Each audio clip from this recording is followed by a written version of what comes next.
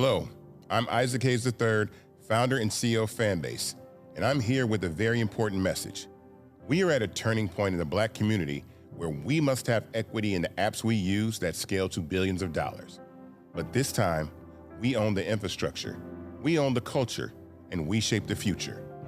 And Fanbase is the future.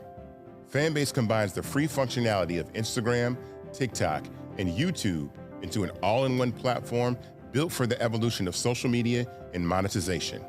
With over 1.4 million users, that's real proof that we are shifting the conversation of tech ownership and equity for creators. So right now, I want you to go to startengine.com/fanbase and invest today. The minimum to invest is $399.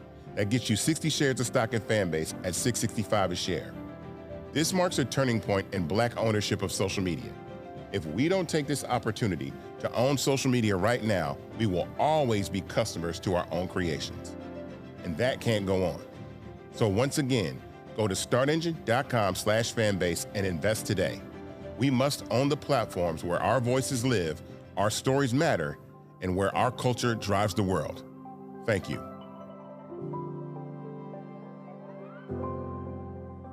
Folks, Black Star Network is here. Hold no punches! I'm real revolutionary right now. Black power. Support this man, Black media. He makes sure that our stories are told. Thank you for being the voice of Black America, Roland. Stay black. I love y'all. All momentum we have now, we have to keep this going. The video looks phenomenal. See, this difference between Black Star Network and Black-owned media and something like CNN. You can't be Black-owned media and be scared. It's time to be smart. Bring your eyeballs home. You dig?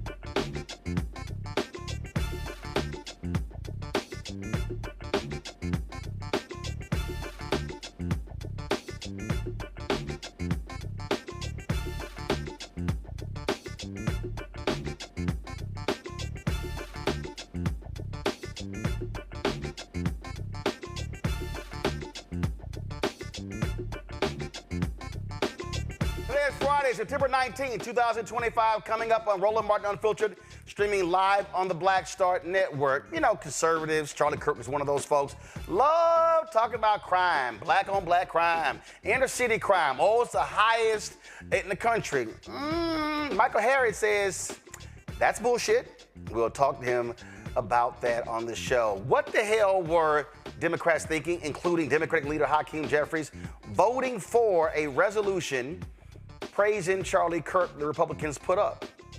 4 CBC members voted yes. I'm going to name all 4 on today's show. Progressive Ezra Klein sat down with right-wing ideologue Ben Shapiro, and they talked about Obama, race, and why the Republicans were so against Obama. I don't know what the hell Klein was talking about, and I damn sure know what the hell Ben Shapiro was talking about, but y'all know I got something to say about that. Also, Houston Tillerson College at HBCU in Austin, Texas gets a $150 million donation. I will have the president right here on the show. Lots more we're going to talk about. So let's go. It's time to bring the funk. I'm Roland Martin Unfiltered. On the Black Star Network, let's go. He's got it. Whatever the biz, he's on it. Whatever it is, he's got the scoop, the fact, the find. And when it breaks, he's right on time and it's rolling. Best believe he's knowing. Putting it down from sports to news to politics. With entertainment just for kicks, he's rolling. It's on go, roll, y'all. It's Roland Martin, yeah. Rolling with Roland now. He's funk, he's fresh, he's real, the best, you know he's Roland Martin now.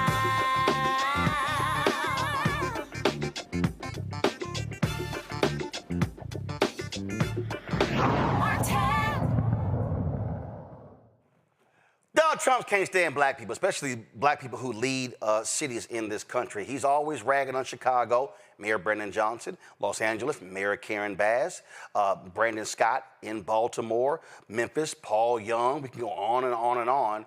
It's amazing how he never brings up cities run by white mayors where they have crime. But they always are pushing this idea that these large Democrat-run cities are just hotbeds of crime, and that there's no crime like in these cities, unlike any other. Yet Michael Harriot, the editor and founder of ContrabandCamp.com, said, that's bullshit. He joins us right now. Michael, glad to have you back on the show. So, what did you go through? So what were you, because we see this, and matter of fact, you know, Charlie Kirk, boy, he made a living off of this, going on college campuses, going on Jubilee, everywhere else, just running off and reciting all of these facts about black-on-black crime in these Democratic cities and how it's so awful, so bad, it's so terrible. And Donald Trump's runs with that. Democrats were on Capitol Hill this week grilling the mayor of Washington, D.C., and others saying the exact same thing. But you found something different. Yeah, so I actually started this, not in response to Charlie Kirk, because I don't think, like, this took so long that it couldn't have been done that quickly. I started this before, just to, you know, you've heard that rhetoric. And so I started looking into it, into the stats. Again, I always have to remind people that, like, you know, my career started as an economist, as that's what I taught in colleges across the country. And so what we found was that, first of all, one of the reasons we need to be teaching people civics lesson is that really there is no such thing as Democrat-run cities, right? Like, cities don't make the law that govern crime, right? Cities don't control the law. Even in large cities like New York, the state legislatures write the crime, the government write the laws.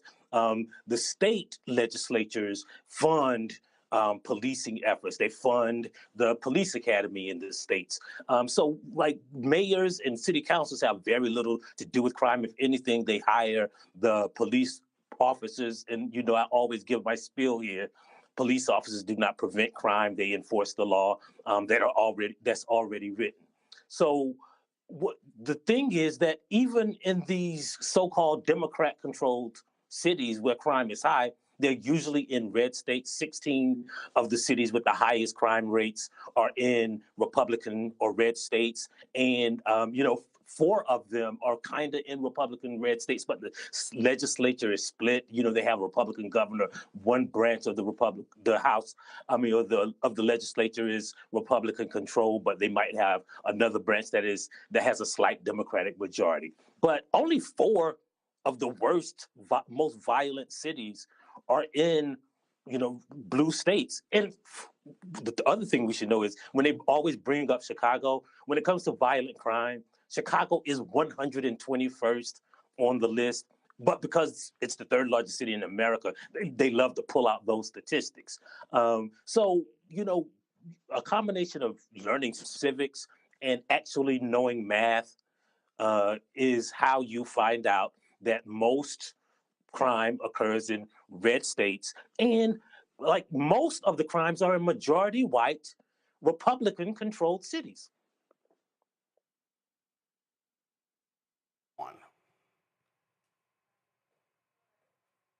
Yeah, you broke up for a second. Yeah, what are you basing the data on? So when you're talking about this, what are you basing that on? So I use two specific databases, right? So one, I use the same database that they like to cite when they talk about Black people being so violent, the FBI Uniform Crime Reporting Database. Now, instead of using the one about arrest, because we know how flawed arrest can be, that's just determined by who police arrest. The FBI also has a database on reported crime. So all of the crime that's reported, whether it's solved or not, whether they arrest someone or not, I use that database. And the other database that I use, aside from the census, is the American Council of State Legislatures account of, they do a monthly report on who controls each state's legislature and governorship. So those are that's the data I use, government data.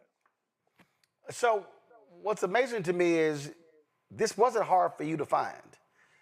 Why is it so hard for Democrats not to put out their own list of top 10 deadliest cities and show they're red? One, I don't know why. And the other thing is, I mean, if you've ever, passed by MSNBC and, sadly caught Joe Scarborough talking about black on black crime in DC. Because one city is deadly, like people know what they experience. So a lot of people feel like if you talk about where the crime actually occurs, you're dismissing the people, because everybody is concerned about crime in their city. And, there's years of Gallup research that shows that most people, whether they're black or white, wherever they live, they feel like crime is getting worse. And it's not true. Like crime has been on the decline since the 1990s. But I think that's partly why, and partly because, the Democrats use white advisors and PR firms that advise them against it. You and I have seen Democratic firms like Blue Rose Research tell them, hey, don't talk about DEI, don't, because it doesn't poll well. Don't talk about the crime or Trump sending troops to Washington, D.C. because it doesn't poll well. So that they keep chasing these so-called moderate white voters who never somehow show up in the ballot box, right, or in the voting booth. And that's partly why, right? Because the Democratic Party is still a white-controlled party who believes a lot of the nonsense like crime is in Democrat-controlled majority black cities. Yeah, and also because it's been told so many times, folks just go, it just got to be true. Yeah, I think that's a lot of it too. Like these white supremacist narratives have been repeated so much that they become truth, right? And so we know that that's not true. Like when you look at, they always cite the arrest statistics. Well, we know like police only arrest about 2% of people who are responsible for crime. So you're telling me that police who they arrest, like these dudes who train for 6 weeks, are given a gun and a badge and sent out on the streets, they are the most effective determinants of who is committing the crime. And what we find is that crime occurs where police control, because they determine who they arrest. And we say, well, that's a high crime area because they target black people. But in reality, if you look at where crime is reported, it's not specifically where black people live. It's usually in places with stuff like lax gun laws, low education, people who don't have, places with high unemployment rates. And those places just happen to be in red states. So how do we change this narrative? I mean, and so is it just constantly, just lighten up the folks like Joe Scarborough, Morning Joe? How do we change it? Because that is the narrative. Right. Like doing what you do, right? Like you light them up, and you have to write, and you don't just light them up and say you're stupid or that's racist. You light them up by saying what you're saying is not true. What you're saying is false. Now, if you can prove to me that crime is worse in this Democrat-controlled city, right? I always ask people, like, give me your zip code and I'm gonna see how the crime is in your city, right? And when they find out that, oh, the crime rate is just as high wherever these white people live, then they change their tune, right? But the other way we can do it is, I believe in the, trusting journalists, right? I believe in the theory of, there's this concept called the necessary of existence, right? Like when people like you do shows like this and say, hey, that thing that you always believe, it's not true. This will be on the internet forever. This article will be on the internet forever, right? And so whenever somebody else decides to look up, is it true? They're going to go, this is going to come up in their Google search. That article is going to come up in their Google search, and then they can know the facts. And that's why it's important to trust journalists. And there's a difference between journalists and content creators and just people who say things like Joe Scarborough. Absolutely. Well, great breakdown. Folks, go to contrabandcamp.com, contrabandcamp.com, to check out Michael's story. You see it says right there, are Democrat-controlled black cities more violent? Here's what the data says. And also, folks, do us a favor, support independent black-owned media. Subscribe to contrabandcamp.com. And trust me, we need more of that, because this is what we're facing. We're facing right-wing who is controlling so much of media. You got folk who just lie blatantly on television, on digital, on social, and very few folks want to correct them. And I'm a firm believer. The data is the data, so don't try to sit here and say one thing is the truth when it's really not. Michael, we appreciate it. Thanks a lot. Thanks for having me. My panel, Matt Manning, civil rights attorney at Corpus Christi, Michael Imhotep, host African History Network show out of Detroit. Joining me right now in studio, Rob Portillo, civil rights attorney. He also works in the office of Congressman Jonathan Jackson. Glad to have all three of you here. I'm going to start with you, Robert. I mean, well, Michael laid it out. I mean, it's the BS that we constantly see, the BS we constantly see, the BS that we constantly see, and it's just stupid. And so facts are facts. And so it's important to combat the facts. Yeah, I think we also have to stop letting other people define what exactly crime is. I think we have to stop allowing folks to tell us what statistics they're going to use. Because when we talk about high crime areas, I would argue the two highest crime areas in America right now are Wall Street and Capitol Hill. But we don't want to count that as being crime. If Wall Street steals $70 billion, like in the Enron scandal, somehow that's not considered a high crime area. If we're watching our military kill 30 random Venezuelans with absolutely no justification claiming they're narco-terrorists, that doesn't count as violent crime. So when we talk about framing these subjects, we are really talking about poverty. Because when we talk about high crime areas, we're talking about high poverty areas. The number one determining factor after 15 years in court defending people that I can tell you is the one determining factor is your zip code and your income when it comes to crime. And if we worked on dealing with housing, dealing with education, dealing with the price of food, dealing with universal health care, those crime numbers go down a whole lot more than mass incarcerations and putting troops in the streets. But they don't want to deal with those fundamental issues, Matt. And it's always, hey, lock them up, throw away the key. That's how you solve it. And we know what that really is about. That is a short-term high that makes people say, look at them, they're doing something about crime, when no, that's not actually what is going to drive crime down. No, so it's about lock them up and throw away the key for the other people and not me. Like I've said on this show, people used to sit in my office when I was a prosecutor, and the same people I would see on social media saying the DA's office is too weak would be the ones who were coming in my office asking for an exception for Muffy because she got a DWI leaving the local college. I mean, the reality is they want the other people to be policed. And I think Robert hit the nail on the head. I mean, I was kind of hoping Michael got into that a little further, but he kind of alluded to it. When he talked about a lot of the other metrics, crime doesn't happen in a vacuum. And we know that when it comes to policing and arrests, police tend to be considerably more arrest heavy in the areas of town where they don't think that people there either have political power or have socioeconomic status or have been forgotten by the city, as is true across this country. And they arrest a lot more there than they do in the rich part of town. Let's just be straight up honest. How many times have I read a police report where the cop tells some rich kid that, go ahead and get out of here, and they're going to snuff the weed out on the ground, but on the west side of town, they're hooking that kid up every day of the week for weed. I mean, that's just the reality of it.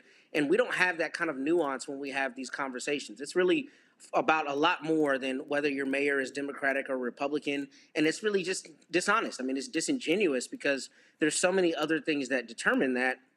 And what it's about is about dog whistling. It's about saying black or non-white or brown some other way than just saying black or non-white, right, or brown. I mean, it's about all the other metrics and all the other things than saying that's not the truth. The truth is that crime is, first off, primarily committed by people against people of their own race. And secondly, the police have a completely different approach in different parts of town. And that is going to obviously correlate to the disparity in how things look. But even there, they're not honest about the data. And I'm glad that he trotted that out in the segment before.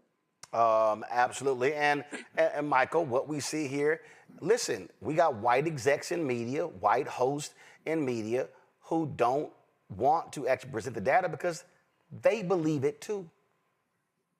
Well, yeah, not only do they believe it, but they make money off of pushing these lies, okay? So, number one, excellent work by Michael Harriot. Number two, if we look at this piece, because I've been talking about this for the past couple of weeks, there was a piece from Newsweek.com called High Crime in Republican Cities Fueled by Guns Inequality. And one of the things they talk about that oftentimes goes overlooked is that in a lot of Republican states or Republican cities, what have you, you have lower taxes in Republican areas. This may also lead to less funding for police, which helps fuel crime, but less police to catch the crime. Okay, so you have that. Another thing is, in a lot of cities that Republicans or conservatives like to say, oh, it's a Democratic city. When it comes to mayor, it's nonpartisan. So if you are a Republican who has better ideas, you can run for mayor as well in that city. Okay, some cities are different, but a lot of cities, mayor is nonpartisan. So it's also plays into this white supremacist narrative and stereotyping African Americans as having a proclivity to committing more crimes. But at the same time, you look at J.D. Vance, Junior Varsity Vance. He was just here this week in Howell, Michigan, which is known to be associated with the Ku Klux Klan. That's a whole nother conversation. But he said to Governor Gretchen Whitmer, she wasn't there, but he said, just say the word and we'll send the National Guard into Detroit. Okay? He didn't talk about the millions of dollars in community violence intervention grants that were cut nationwide, and many of that was cut here in Detroit. He didn't talk about the safer streets and safer communities, $811 million in grants that the Trump administration cut from the Biden administration that was helping bring down crime nationwide, including Detroit. So this is how many people see us. Right. So this is why we have to understand how elections have consequences, why media platforms like yours is so important, Roland. Well, again, we know how white media works. All right, folks, got to go to break. We come back. Houston Tillerson gets a massive donation, one of the largest ever to an HBCU. We'll talk to the president next. Also, we'll talk about a vote on Capitol Hill. Why did Democratic House Leader Hakeem Jeffries and other Democrats vote for this resolution praising the life and legacy of Charlie Kirk, but it was devoid of all the things that he said that was shameful, despicable, and racist against black people and others? Yeah, we're going to talk about that. And we're going to call out those 4 CBC members who actually voted for this crap. You're watching Roland Martin Unfiltered on the Black Star Network.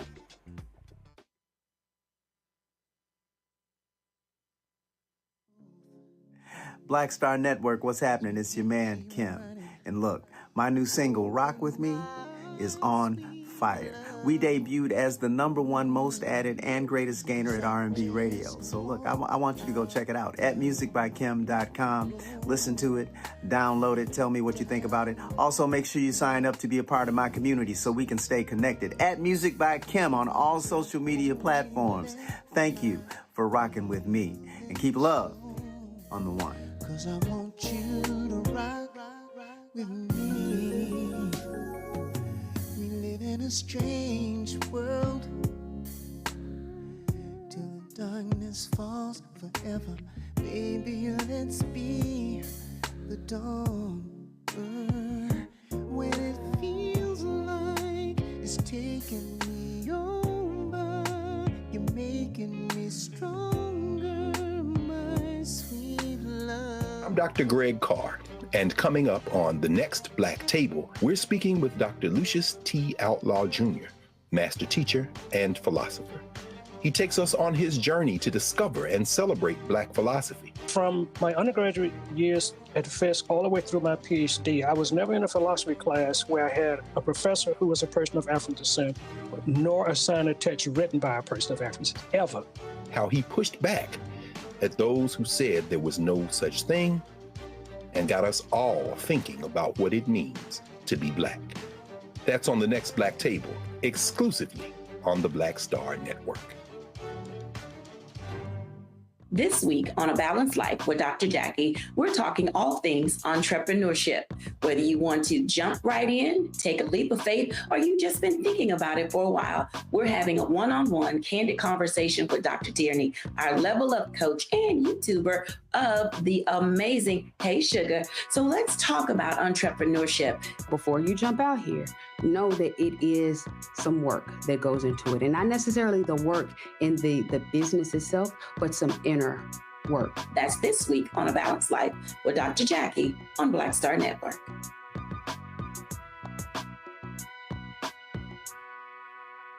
What's up, y'all? This is Wendell Haskins, a.k.a. Win Hogan at the original T-Golf Classic. And you know I watch Roland Martin Unfiltered.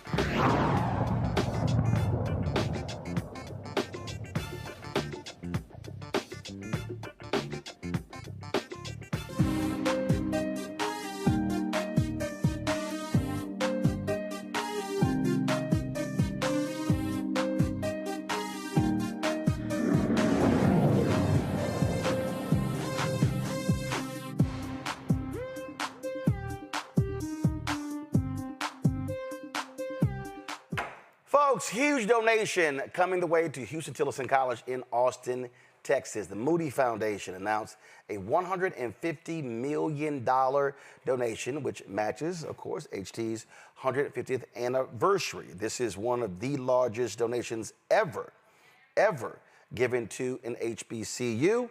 And so their president has been smiling and beaming and excited since this announcement came down. And so I'm sure she is still on cloud nine as a result of this gift. Dr. Melvin Wallace joins us right now. What's up? Hey, Roland, how are you? I'm doing good. So tell us about this donation. How did this come about? Oh my gosh.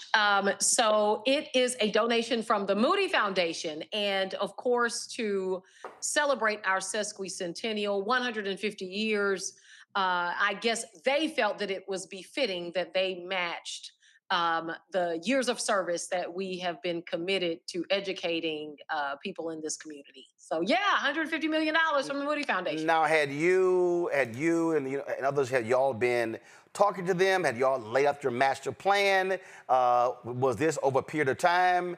Or did they just wake up and say, I think we'll get them $150 million? Well, I don't know if anybody just wakes up and decides to drop $150 million, but, it's a testament to writing the vision and making it plain. So what we did was in 2022, when I first arrived, we started with a strategic plan called From First to Foremost. For those of you that don't know, Houston-Tillerson University is the third oldest business in the city of Austin.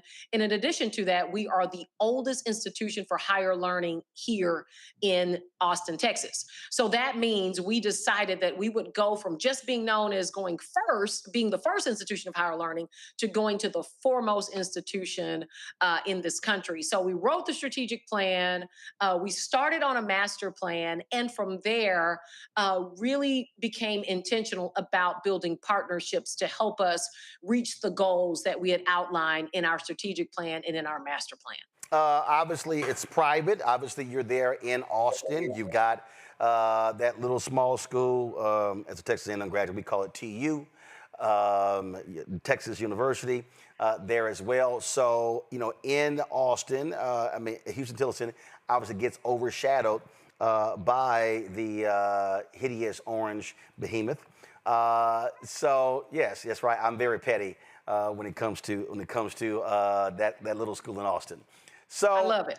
But the thing here is when we talk about where y'all are, again, you also don't have a large black population in Austin as well. So it's a lot of things that are at a disadvantage. And so since you got there, since you arrived there, and there were a bunch of other places that wanted you to be president, but what was it about this school, and what did you see that can be built there that the Moody Foundation said, you know what, we like this vision? Yeah, so the exciting part about it, and I tell students this all the time, when you think about, what higher education means, especially to Black folk, which I am very passionate about, is, you have to think of the pathway. It's not just going to college, which is great, but what's the pathway to the workforce? And so we've been very intentional. As a matter of fact, onlineu.com has ranked Houston-Tilson University as the #1 HBCU in the country for putting students in the highest wage jobs immediately after graduation. That, to me, is the job of higher education. So as we think about what we're doing here, and again, being very intentional, it is thinking about how do you get students from freshman year to career ready, and not just going into jobs to work in a cubicle and to have these entry level positions, but it's really, for us, we think about how we create Black wealth and how we ensure that Black and brown communities are prepared to not only go into the workforce, but to create workforce opportunities. Your majors, what is your dominant education focus? Yeah, so we are a small private liberal, I call it a small private boutique liberal arts college. So, and right now with AI and technology, it's in vogue, right? And being in Austin really helps. So we are the tech hub, and Austin is known as the Silicon Valley of the South. And so with that in mind, we have a lot of STEM majors, business majors, computer science.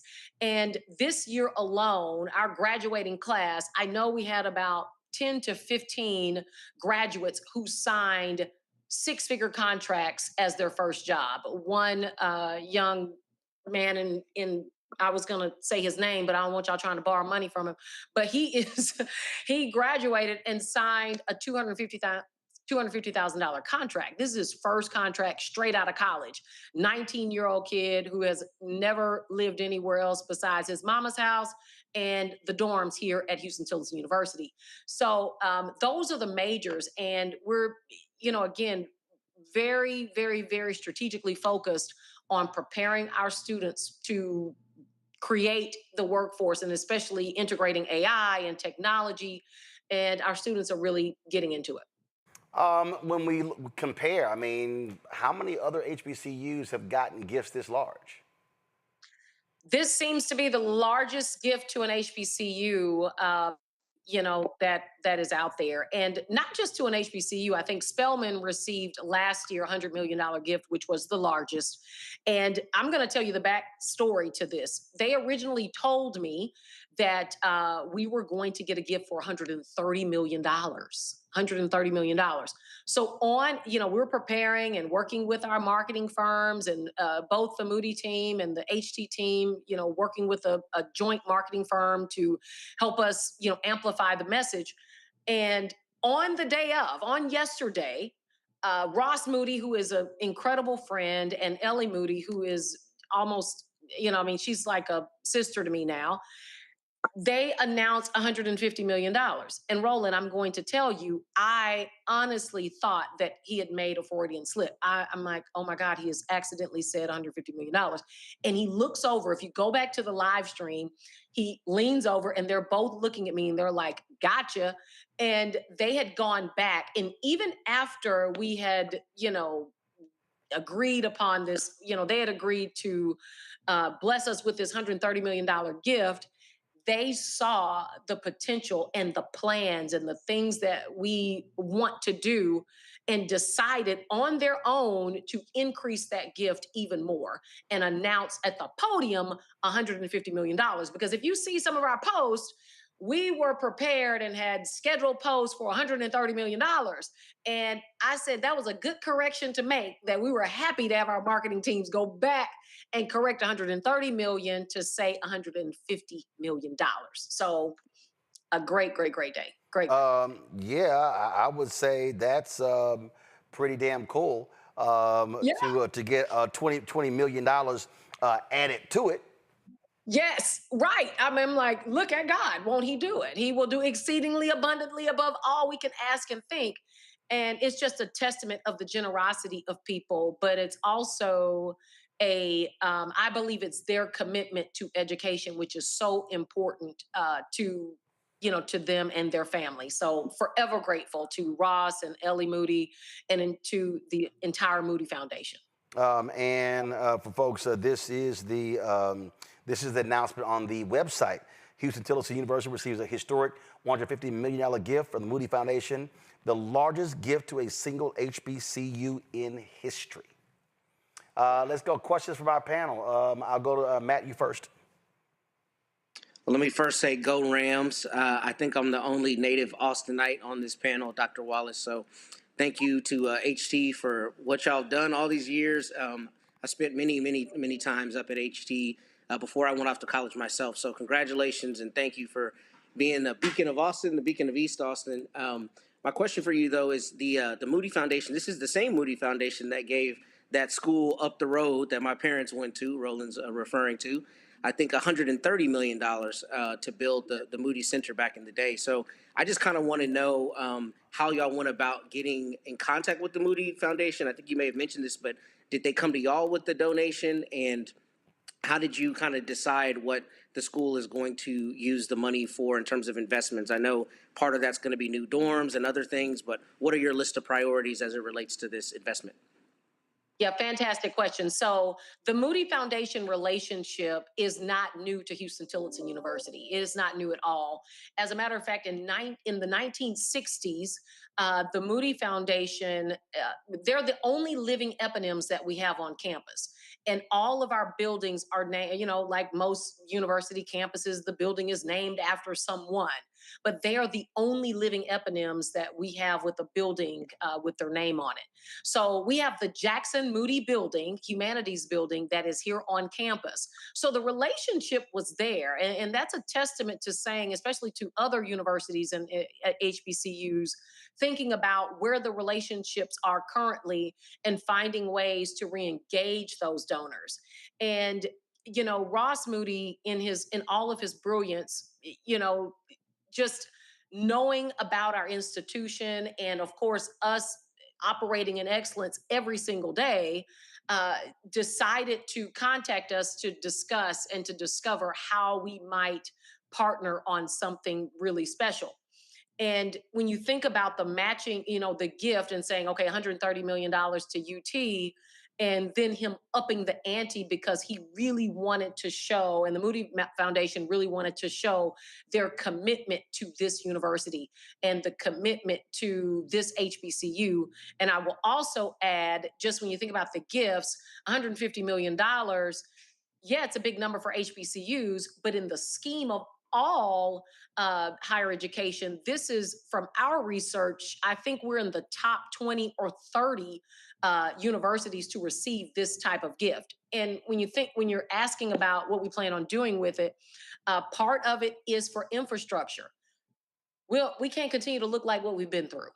Okay. And so for us, it's building state-of-the-art student apartments for our students, as well as student scholarships. My goal is to ensure, and it aligns with the Moody's, that we can put students into the workforce with as less debt as possible. As less debt as possible. That's the goal. Robert. I want you to talk about this idea that you said earlier about being almost a boutique university. I love that idea of being boutique, being luxurious, being artisanal, being small batch, being almost this luxury lifestyle brand of universities. Can you kind of expand on that for people who have never heard the concept? Yeah, absolutely. So, what I appreciate about this ecosystem that we call Houston-Tillotson University is that, yes, we're located in a metropolitan city, the capital of Texas. And I look right out of my window and I see the Capitol. We're located downtown. It's a gorgeous view. And I can look at the Indeed Tower and I see all of the technology. But when you come on our campus, you feel the boutique nature of the experience that is exclusive. And it's exclusive to those who desire to have a education that is rewarding not only while you are a student. We all know that the HBCU lifestyle is fun and it's energetic and it's amplified on social media to be this just the excitement around what HBCUs mean.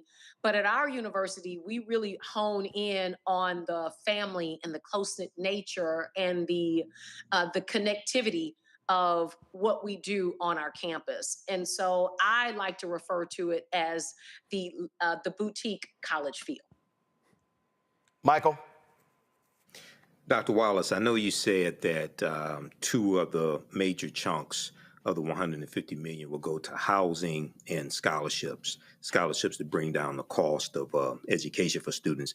But I was also wondering, you mentioned technology a minute ago. I was wondering if you could talk about a little bit what you envision as far as investments into various departments, acquiring new technology, new labs, different things of this nature. I appreciate that question because we like to believe that we are leading in that space. This year, we started the HBCU AI Con. The HBCU AI Conference was a brainchild of mine because I have been going and speaking at a lot of conferences about AI and higher education.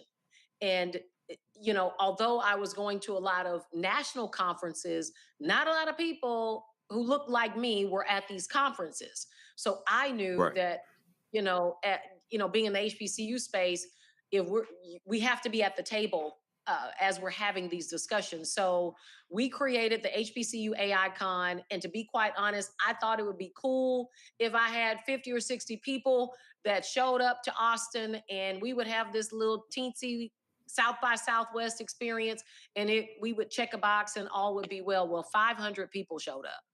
And it was absolutely incredible. So yes, we're doing our best to keep up with the forefront of technology. But as you know, tech is changing at the speed of light. And, my belief is that in the next 2 years, this world would have advanced, technologically 30 years. And we have to be at the forefront of that. So absolutely, in this master plan, it addresses technology efforts, making sure that what we build is not being built for today, but it is being built for tomorrow and what that looks like. All right, thank you. Last question. We've known each other for a number of years. There were a number of used to be at Southern University in Shreveport, right? And yes. And a lot of so there were a number of HBCUs were wanting you to be president, and you were like, nah. You passed on several. Why did you pick Houston-Tillotson? And I'm sure your folks there, your board is trying to make sure that you stick around. Yeah. There are a couple of things that come to mind, and I want to say this to all of those who are parents of students who are in the college choice process, as well as students who are thinking about going to college. It is, it's an entire concept that you must consider. One is that it's in a metropolitan city. Most of our top universities, if you take, Baylor, Texas A&M, Ole Miss, these are in cities where there aren't a lot of workforce opportunities in the city itself. I mean, if you go to Ole Miss, who wants to be in Oxford, Mississippi? I mean, it's a tough town to have an internship. It's a tough city to get the experiences that, especially students who are attending an HBCU, it becomes very difficult to get those experiences outside of the classroom. So I was really drawn to the metropolitan city, especially Austin. You know, the things that are happening here, the innovation, the technology that's happening. I felt that this institution had so much potential and had been so successful in the past that I felt like that there was a lot of opportunity to marry the partnerships that are here along with the institution so that we could truly do something special and that would be very unique and possibly something that we had not seen before in higher education. All right, then. Well, again, huge congratulations to you and the Houston Tillerson family. And was it a couple of years ago I was there when I spoke on campus? It was a couple of years ago. So enjoy it there. And, of course, I had been to the campus many times when I worked at the Austin American Statesman just out of college as well. So Houston Tillerson is not new to me at all. So congrats on $150 million, and I look forward to coming back to campus. I can't wait. We'll do it again another time when I get the next $150 million. How about that? There you go. All right, we appreciate it. Thanks a lot. All right, have a good day, everybody. All right, folks, got to go to break. We come back. We're going to talk about Republicans pushing through a resolution in the House praising the life and legacy of Charlie Kirk. Why do so many Democrats vote for it, including Democratic leader Hakeem Jeffries? Yeah, I got something to say about that. Folks, support Roland Martin Unfiltered by joining our Bring the Funk fan club. If you want to support the work that we do via Cash App, use the Stripe QR code. You see it in the bottom left-hand corner. PayPal is R Martin Unfiltered. Venmo's RM Unfiltered. Zelle, Roland at RolandSMartin.com. Roland at RolandMartinUnfiltered.com. Checks and money order. Make it payable to Roland Martin Unfiltered. P.O. Box 57196, Washington, D.C. 20037-0196. Back in a moment. On the next Get Wealthy with me, Deborah Owens, America's Wealth Coach, we talk about the principles of mindset, strategy, and execution. This week, we're adding a fourth, faith. You're going to hear from a mother and daughter duo who are helping thousands of Black women build wealth, all through their faith. You are more than you can ever imagine. Not just obtaining things to show that, but seeing yourself. Making your faith work for you. That's right here on Get Wealthy, only on Black Star Network. This week on the other side of change. Hurricane Katrina, 20 years later. Cannot believe that it's been more than 20 years since we saw Black people and Black communities across New Orleans and the South being failed by our government. But it's a harrowing lesson. We're going to unpack how race and class intersect in ways and how we need to talk about this government doing more for our communities. Again, you're watching The Other Side of Change, only on the Black Star Network. This is Reggie Roth-Byford. You're watching Roland Martin, unfiltered, uncut, unplugged, and undamn believable. You hear me? Well, folks, the House passed this resolution praising the life and legacy of white supremacist Charlie Kirk. He was gunned down speaking at a university in Utah. It got 310 votes, but a lot of people are saying what the hell was going on because you had 58 Democrats voted no, but you had 38 that actually refused to vote as well. You see the vote totals right there. And so, again, you had 95 Democrats vote yes. Among them, Democratic leader Hakeem Jeffries. In addition to Jeffries, you had 3 other CBC members who voted for the particular resolution. This, of course, as folks asking some serious questions, why in the hell would Democrats actually do this? Did it make any sense whatsoever? Now, I'm going to pull up right now for you the actual vote. So you see right here, this is the blue. This is the total number of people who agreed on the resolution right here. All those are red or Republicans, and you have the blue. So when you go through here, you see names. Pete Aguilar, California. You've got Judy Chu. You've got, look at here, Henry Cuellar. You got Don Davis, CDC member out of North Carolina. He voted yes for this. You got Debbie Dingell voted yes as well. You got Steny Hoyer of Maryland. He voted yes. You see Democratic leader Hakeem Jeffries voted yes. Also on this list, you see the likes of Ted Lieu. You see Congressman Gregory Meeks, another CBC member. He voted yes. Jared Moskowitz, Gerald Nadler, Frank Pallone. You've got Jamie Raskin. He voted yes. Pat Ryan of New York. He voted yes. David Scott, which he's in a plus 42 point Democratic district. He voted yes as well. And then when you look at the other names here, Congresswoman Debbie Wasserman Schultz, former head of the DNC, also voted yes. Now, if we go down here, these are the Democrats that voted no. And you see a ton of CBC members down here. At the bottom here are the people who actually, now this is the group that voted present. Alma Adams of North Carolina voted present. And then when you go you go across here, Janelle Bynum, you go right around here, you see Lloyd Doggett, you see Dwight Evans, another CBC member, Lois Franco, you see, you go right around here, Ro Khanna, Jennifer McClellan, another CBC member out of Virginia, plus 32 district. Let's see here, you see the other names right here. And then we go over here. These are the folks who did not vote. You see four Republicans did not vote. And then you see Joaquin Castro, Steve Cohen, representing black folks there in Memphis. Robert Garcia, the House Oversight Ranking member, not voting. George Latimer, Joe Nagase, a CBC member out of Colorado. Nancy Pelosi did not vote. Jan Schakowsky, Illinois, did not vote. Melody Stansbury, Eric Swalwell, Richie Torres, New York. Mark Vesey, another CBC member out of Texas. Eugene Vindman did not vote as well. Let me just put it as clear as possible. Shameful. Yes, shameful for four CBC members. First of all, it's shameful for all the Democrats who voted for this resolution. But even more shameful that House Democrat leader Hakeem Jeffries and Gregory Meeks voted for this. Don Davis. Now, he's in a +3 red district, but it doesn't matter. How about having some conscience? How about having some integrity when it comes to voting here? This, to me, is beyond shameful.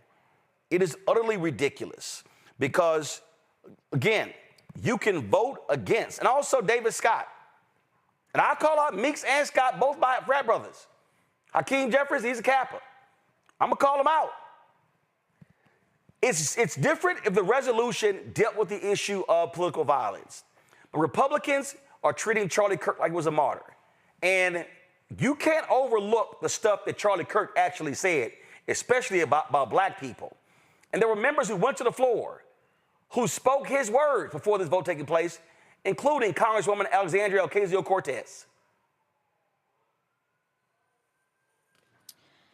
Today, the Republican House majority brought to the floor a resolution honoring, quote, honoring the life and legacy of Charlie Kirk. Charlie Kirk's assassination was a horrific and vile attack and incident of political violence. And condemning the depravity of Kirk's brutal murder is a straightforward matter, one that is especially important to help stabilize an increasingly unsafe and volatile political environment where everyday people feel more at risk. We can deeply disagree and come together as a country to denounce the horror of this killing. And it is not a license for the abuse of power and whitewashing of American history. Today's resolution only underscores the majority's recklessness by choosing to author this condemnation and honoring on a purely partisan basis, instead of uniting Congress in this tragedy with one of the many bipartisan options to condemn political violence and Kirk's murder, as we did with the late Melissa Hortman. Instead, the majority proceeded with a resolution that brings great pain to the millions of Americans who endured segregation, Jim Crow, and the legacy of bigotry today. We should be clear about who Charlie Kirk was. A man who believed that the Civil Rights Act that granted Black Americans the right to vote was a mistake. Who, after the violent attack on Paul Pelosi, claimed that, quote, some amazing patriot, unquote, should bail out his brutal assailant. And accused Jews of controlling, quote, not just the colleges, it's the nonprofits, it's the movies, it's Hollywood, it's all of it, unquote. His rhetoric and beliefs were ignorant, uneducated, and sought to disenfranchise millions of Americans, far from the working, quote, working tirelessly to promote unity, unquote, asserted by the majority in this resolution. It is equally important that Congress does unite to reject the government's attempt to weaponize this moment into an all-out assault on free speech across the country, all in the name of Charlie Kirk. President Trump and the FCC are now cynically threatening to shut down ABC and any outlets who give airtime to the administration's political critics. This is a disgusting attack on the American people and the very First Amendment rights that define us as a country. It is also the ABC Corporation's responsibility to refuse to embolden and participate in this corruption and escalation of censorship. We continue to pray for Mr. Kirk's family and loved ones in the wake of this terrible act. I am thinking especially of his children and his wife, whose grief cannot be measured. And with that, I yield back to the gentleman. Robert, you work for Congressman Jonathan Jackson. To me, this is a no-brainer here, voting against this. And voting no on this, it's not like Republicans say, oh, you don't care about political violence. No. But to vote for this and how it was written, and I read the entire resolution yesterday, how, oh, patriot, family man, Christian, they're trying to create a martyr. And I'm sorry, you cannot ignore the stuff, the venom that came out of his mouth. Well, look, you have to look at how they wrote the bill. I'm going to read directly from the bill. They say, whereas this hate, I read the whole bill yesterday. The whole thing. I think the people need to hear you. Whereas a heinous act of violence is a sobering reminder, a growing threat of political extremism and hatred in our society. Politically motivated violence is antithetical to the principles of free republic, and the difference of opinion and debate should not be silenced. They wrote it in such a way. I got it right here. Y'all can pull it up. They have wrote it in such a way that they want any Democrat in a swing district to have to rest on a vote saying that they were against heinous acts of political violence being a bad thing. And Speaker Jeffries is singularly motivated. He was like a Terminator. He is singularly motivated to make sure he maintains every single seat that he has in the House and then picks one of the half dozen in order to make sure that Democrats get the majority in the 2026 election. We cannot take the risk of being painted as the BLM, anti-crime, Antifa party when you're talking about those people in the suburbs. Got it. Here's the problem. Go to my iPad. This chart here shows you these districts, okay? Plus 39, plus 17, plus 31, plus 13, plus 35, plus 11, plus 24, plus 26, plus 16. Now, Jim Costa's plus 3.8. Henry Cuellar is a Republican plus 7.3. Don Davis is plus 3.2. But let's go right here. Plus 15, plus 13, plus 28, plus 5, plus 23. I'm looking at plus 23, plus 11, plus Steny Hoyer is plus 33. Jared Huffman is plus 45. Jeffries is plus 44. Okay? Rick Larson, plus 23. John Larson, plus 22. I'm going to go up here. Susie Lee, Republican, plus 0.7. Mike Levin, Democrat, plus 7.8. Sam Liccardo, California, plus 48.5. Ted Lieu, plus 39. Zoe Lofgren, plus 29. Stephen Lynch, plus 25. Sarah McBride, plus 14. Now, I'm skipping everybody who's under 9. Okay, but Morgan McGarvey, plus 18. James McGovern, plus 20. Congressman Gregory Meeks, plus 41.8. Joseph Morrell, plus 18. Kelly Morrison, plus 21. Richard Neal, plus 13. John Olszewski, plus 18. Jimmy Panetta, plus 34. Scott Peters, plus 29. Jamie Raskin, plus 55.8.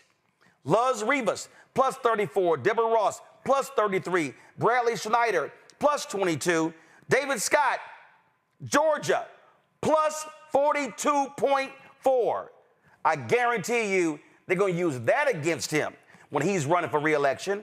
Mikey Sherrill, who's running for governor of New Jersey, plus 0.887. Adam Smith, plus 41. Then I go over here. Haley Stevens, plus 16. Lori Trahan, plus 18. Juan Vargas, plus 21. Michael, these folks have no damn excuse.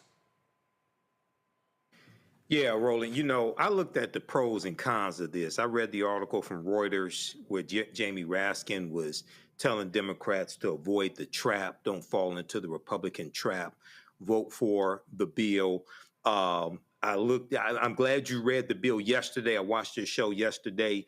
And I read statements from the Congressional Black Caucus members saying why they could not vote for this bill. Okay. And I would have to go with them. You know, if I was, you know, I'm not an elected official, never will be. But if I was, I couldn't vote for this white nationalist bill that is going to be a national day of remembrance for Charlie Kirk, and looking at the negative things he said about black people, especially black women. We look at the professor's watch list he had that also encouraged his followers to go online and attack African-American professors like Dr. Stacey Patton.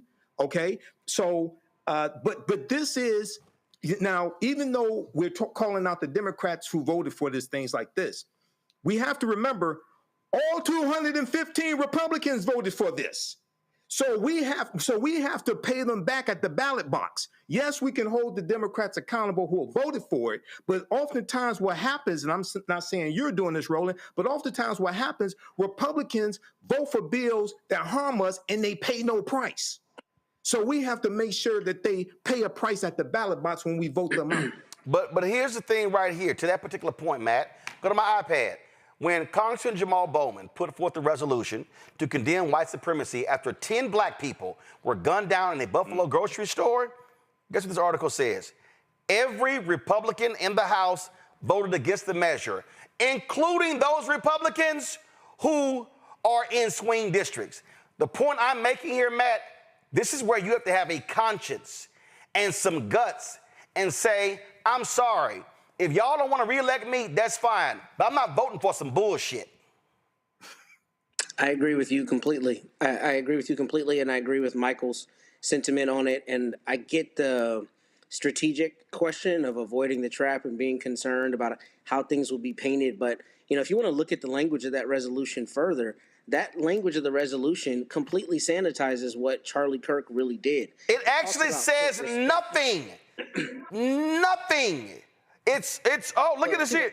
Look, no, this it right here. He was a dedicated husband to his beloved wife, Erica Kirk, loving father to their daughter. That's all fine. Exemplifying the virtues of faith, fidelity, and fatherhood. Okay, that's fine. A fierce defender of the American founding and its timeless principle of life, liberty, limited government, and individual responsibility. Oh, how he got this group and they proposed this here. But this right here, I'm sorry, bullshit. He became one of the most prominent voices in America, engaging in respectful civil discourse across college campuses, media platforms, and national forums, always seeking to elevate truth, foster understanding, and strengthen the republic. How about when he also lied? But go ahead. But that's the exact paragraph, or one of the paragraphs I was thinking of. I mean, you know, sanitizing this to say respectful civil discourse when you're saying things like a Supreme Court justice doesn't have the requisite cognitive power, black women don't have the requisite, you know, brain power to be in certain positions. That is not per se respectful discourse. What I think they have done is a good job of conflating the way somebody said something or the tone that he used or the perceived calmness with, quote, respect. He was not a respectful person. The discourse was abhorrent. And that if it were coming out of a black person's mouth and it were trained at white people, they would call him every manner of racist and hateful and whatever. But because his ideology dovetails with the party in power and the party that is trying to leverage this tragic killing, they're going to, make it sound, lionize him, basically. They're lionizing him. And I think the problem with this is one, ceremonial. Two, it's not truly substantive. And three, when you look at the language, it is legitimizing people who use this kind of language and this kind of vitriol by making them martyrs. And that's the problem. I think there's a difference between saying we've got a First Amendment right, free speech, all of those things. I could not agree more, forcefully. But I think we also have to be able to say, if you are saying abhorrent things about people in society, you may have a freedom of speech, but you don't have a freedom of consequence. And one of those consequences is we may say that you are a hateful, vitriolic person. These things logically follow. And I think when you vote for a resolution like this, you are legitimizing the respectful discourse of a person who says abhorrent, disrespectful, mongrelizing things about large groups of people and who feeds into things like the Great Replacement theory. That is per se not respectful. And I think when you vote for something like this, you're legitimizing it in a way you absolutely should not be willing to legitimize. And here's what Republicans are doing. Go to my iPad. New bill filed in Oklahoma that says every public university, I need y'all to listen to me, every public university in the state must have a Charlie Kirk Memorial Plaza with a statue of Kirk and his family. It gets worse. The Oklahoma proposed the bill to public universities promptly build these Charlie Kirk Memorial Plazas, saying he was, quote, a voice of a generation, modern civil rights leader, vocal Christian, martyr for truth and faith, and free speech advocate, or be fined. I said everyone. That means Langston University, Robert, will be required to have a Charlie Kirk Plaza. And the Democrats who voted for this now give them cover by saying, well, wait a minute, your House Democratic leader, your former whip, Steny Hoyer, they voted for this resolution praising the life and work of Charlie Kirk. Look, we have to look at the bigger picture on this. We have to remember that we're going to be in a tooth and nail fight next year trying to take back the House of Representatives. And even if your district is safe, you have to look at the six of your brother and figure out whether or not this will be painted in such a way that makes it look like Democrats are in favor of political violence, when we know good and well that these issues are taking place across the board. We have to deal with gun violence. We have to deal with the mental health crisis. But when we take these ceremonial votes and make this the hill that we are going to die on, we risk the real substantive issues such as Medicare, SNAP, housing, all Robert, those things are in danger. No. What Democrats risk by not taking a stand is for their own people not voting. The most fundamental problem they have right now, it's all in the polling. People don't believe that they're fighters.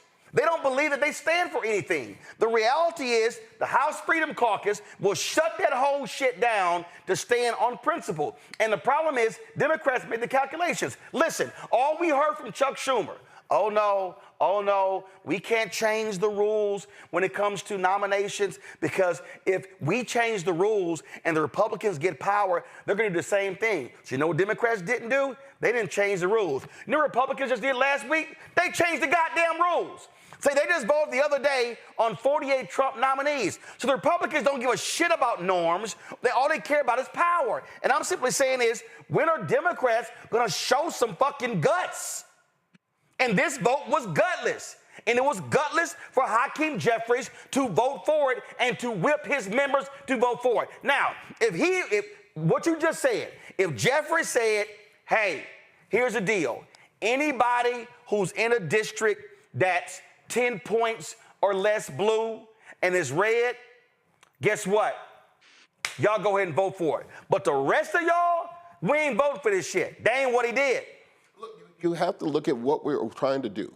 And we risk this in what happened in 2020 and 2024. They were able to paint Democrats as being the anti-police, defund the police, all these issues, and it lost in the suburbs, it's lost in the margins, it's lost in those areas. No. They lost, Robert, with some sorry-ass candidates. because there were other people who were in the same suburban districts who also won, who were better candidates. Ocasio-Cortez made that particular point. Matt, the problem they have is they're gonna need their base coming out hard in the election. And if you doing stuff and you telling your base it's sort of blasé, who the hell gonna swing for you? And I actually agree with you 1,000%, Roland. I don't detract from that point at all, because I think here the Democrats should have chosen, those who voted should have chosen the stronger path. I get Robert's concern. I understand it conceptually from a strategic standpoint, but I think the problem is this. Number one, it's not like you're going to curry favor with the people who aren't going to vote Democrat anyway by voting for this resolution, number one. Number two, it's a ceremonial resolution that's not substantive. You're not talking about funding anything. You're talking about lionizing a person who said abhorrent things and who is being lionized for saying abhorrent things because its quote is indicative of the freedom of speech. I don't think they had to do that. I think they could have issued a resolution or issued a statement separately that says we condemn political violence, but not also voted for this resolution. And I understand that the wording made people concerned. I understand I'm not in a political office, so, I get how you can have those concerns strategically. But I think this was a perfect time to show the exact kind of fight that particularly young people, I feel like, across the nation are saying the Democrats don't have. When the Democrats have an opportunity to show that they have a backbone, they do this. They vote for this resolution, which doesn't make any sense to me. I mean, it legitimized, in my opinion, horrible rhetoric under the guise of it being respectful discourse. And I think there's another path, which is you issue a statement that says we soundly condemn political violence, and then you don't vote for this or you vote against this. And then I think you accomplish both goals. And even if you get painted as being whatever, socialist, far right or far left, voting for political violence, then you have a statement against that. But it's not like they're going to show you love anyway, voting for this resolution. I don't think that you needed to do this. And I think it showed a lack of backbone, to be frank. And here's the whole deal, Michael. Congressman Mark Vesey actually had an alternative resolution that specifically spoke to political violence, that left all the rest of that crap out. And if you were Democrat and you this is what you say, I would have voted for this. This is what my colleague put forth. It has every single thing in there talking about political violence, but it did not have all the rest of that crap. That's how I would respond to somebody who would say, how dare you vote against this resolution for Charlie Kirk? I would have said, I would have voted for this one, but Republicans wouldn't let it happen. Absolutely. A few things. So I totally understand the bigger picture that Robert is focused on. Okay. I totally understand that. But at the very same time, January 6th, a lot of the people who voted, Republicans who voted for this resolution, voted not to convict Trump in the House when they had the impeachment. Okay. Number one, for January 6th. Number two, a lot of them supported the January 6th insurrectionists. That was political violence. So you can, on the one hand, in this resolution, denounce political violence when you supported it with the January 6th insurrection and you supported Trump giving a pardon to 1,500 of the insurrectionists. This is a bullshit resolution, okay? So Democrats, and 95 Democrats voted for this, okay? I posted about this on my Facebook fan pages, and a lot of black people were saying, all of the CBC should have voted no on this, and they were giving hell to the Democrats who voted for this resolution. And this, once again, contributes to the narrative that Democrats, many of them are weak and don't fight.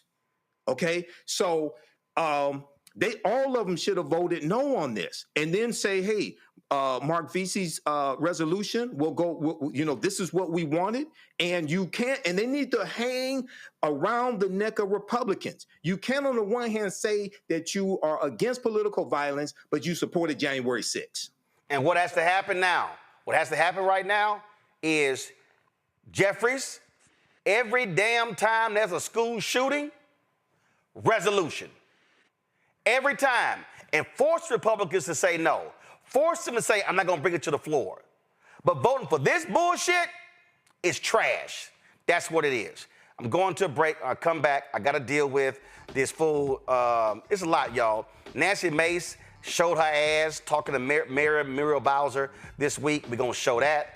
I got to show y'all. We can talk about Ezra Klein and Ben Shapiro. And also, last Friday was the 4th anniversary of me slapping the shit out of Chris Christie on ABC This Week. They ain't invited me back ever since, and we show it every year as a reminder that I wasn't lying what I had to say. You're watching Roland Martin Unfiltered on the Black Star Network.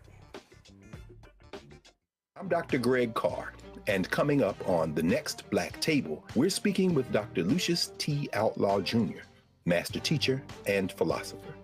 He takes us on his journey to discover and celebrate Black philosophy. From my undergraduate years at Fisk all the way through my PhD, I was never in a philosophy class where I had a professor who was a person of African descent, nor assigned a text written by a person of African descent, ever.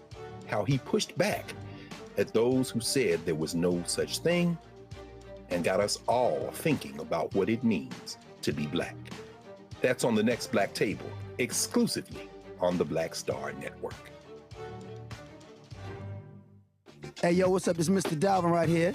What's up? This is KC. Sitting here representing the JODECI, that's Jodeci, right here on Roland Martin Unfiltered.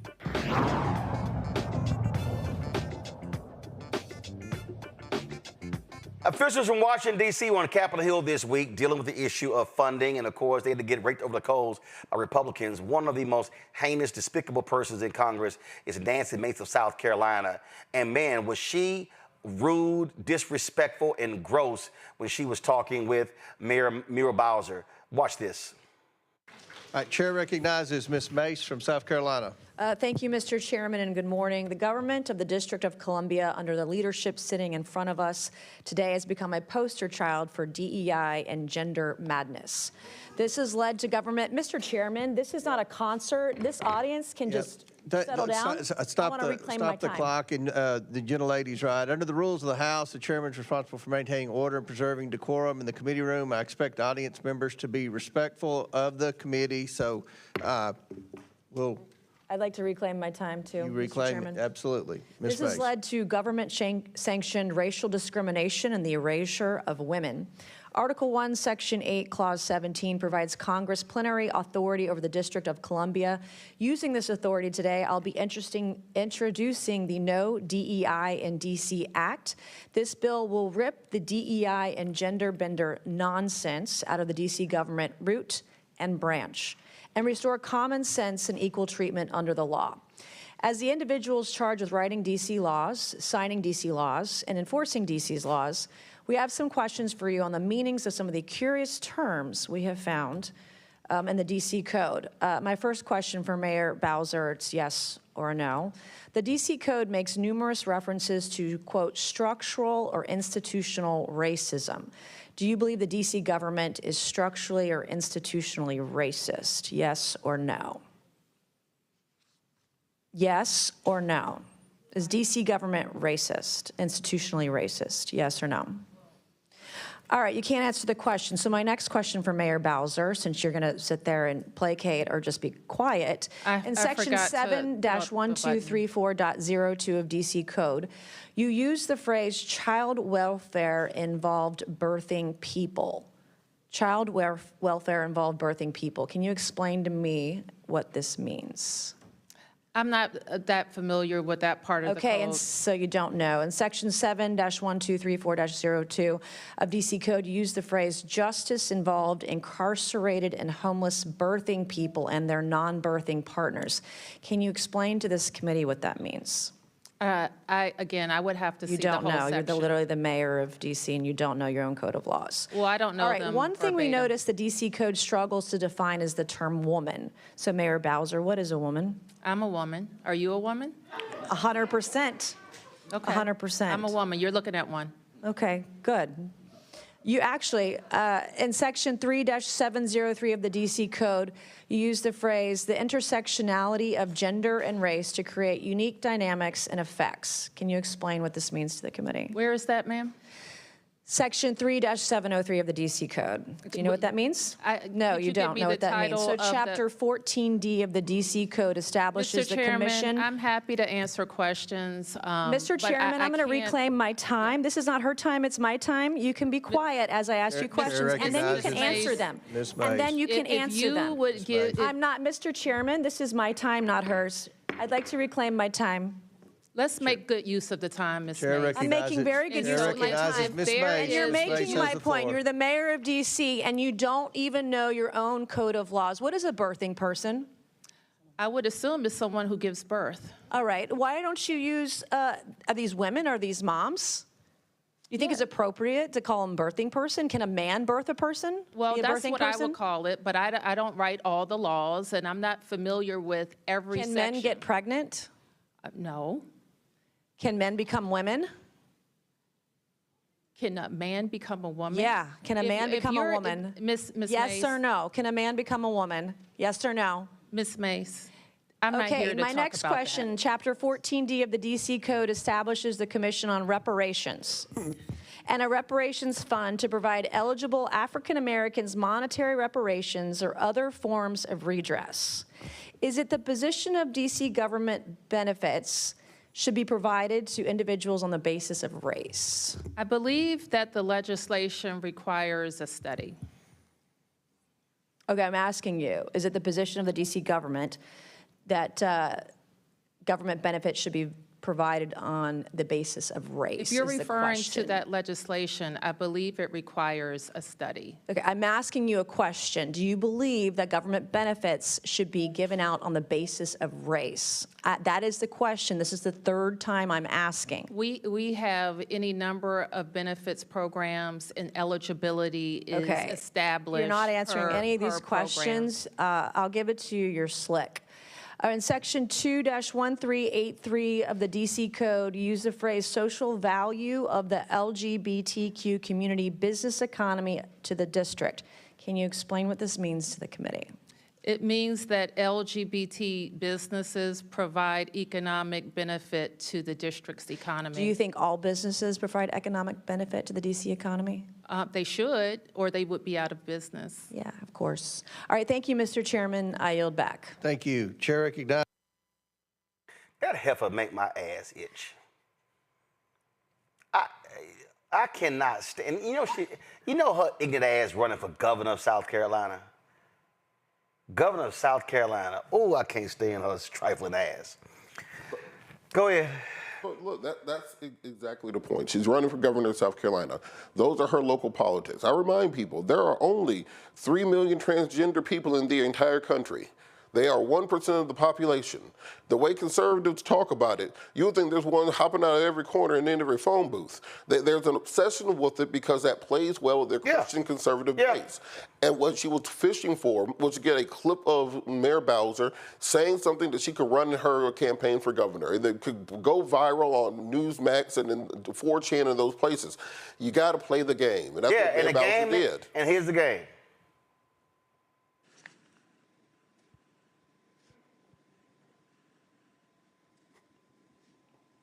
If I'm Muriel Bowser, this is me for 5 minutes of Nany Mace.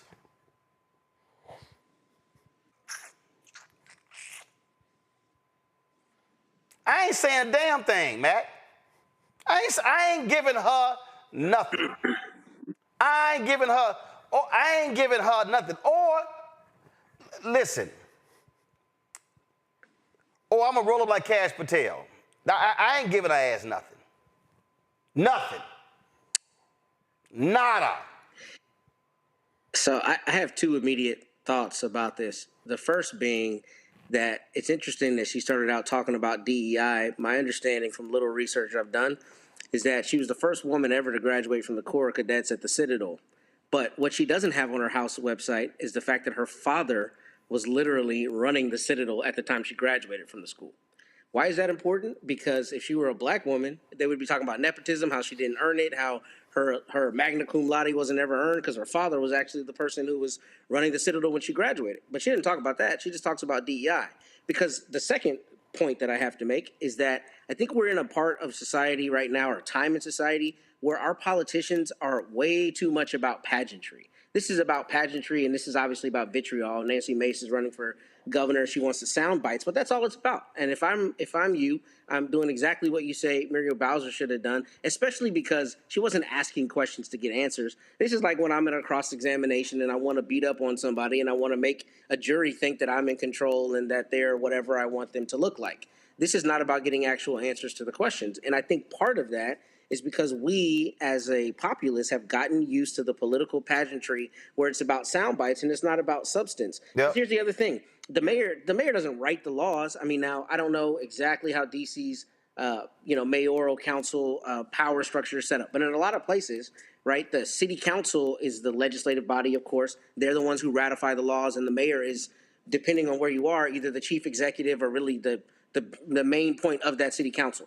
To think that that person is going to know every law in the books in their area is just really an absurd idea, especially when you're cherry picking and picking out little parts of things without greater context. And this is all about pageantry. It's not about any substance. And we see Nany Mace is apparently trying to make her name because that's what she's doing, running roughshod anytime she gets an opportunity. And I don't think that Mayor Bowser should have countenanced any, or rather accepted any of that, or, been involved in any way, because it's all BS. It's not about getting real answers. Now, that was another back and forth on the Capitol Hill, this time with Congresswoman Rashida Tlaib, and it also involved a member of the HELP, Congressman Byron. Thank you. Chair recognizes Ms. Tlaib from Michigan. Thank you so much, Mr. Chairman.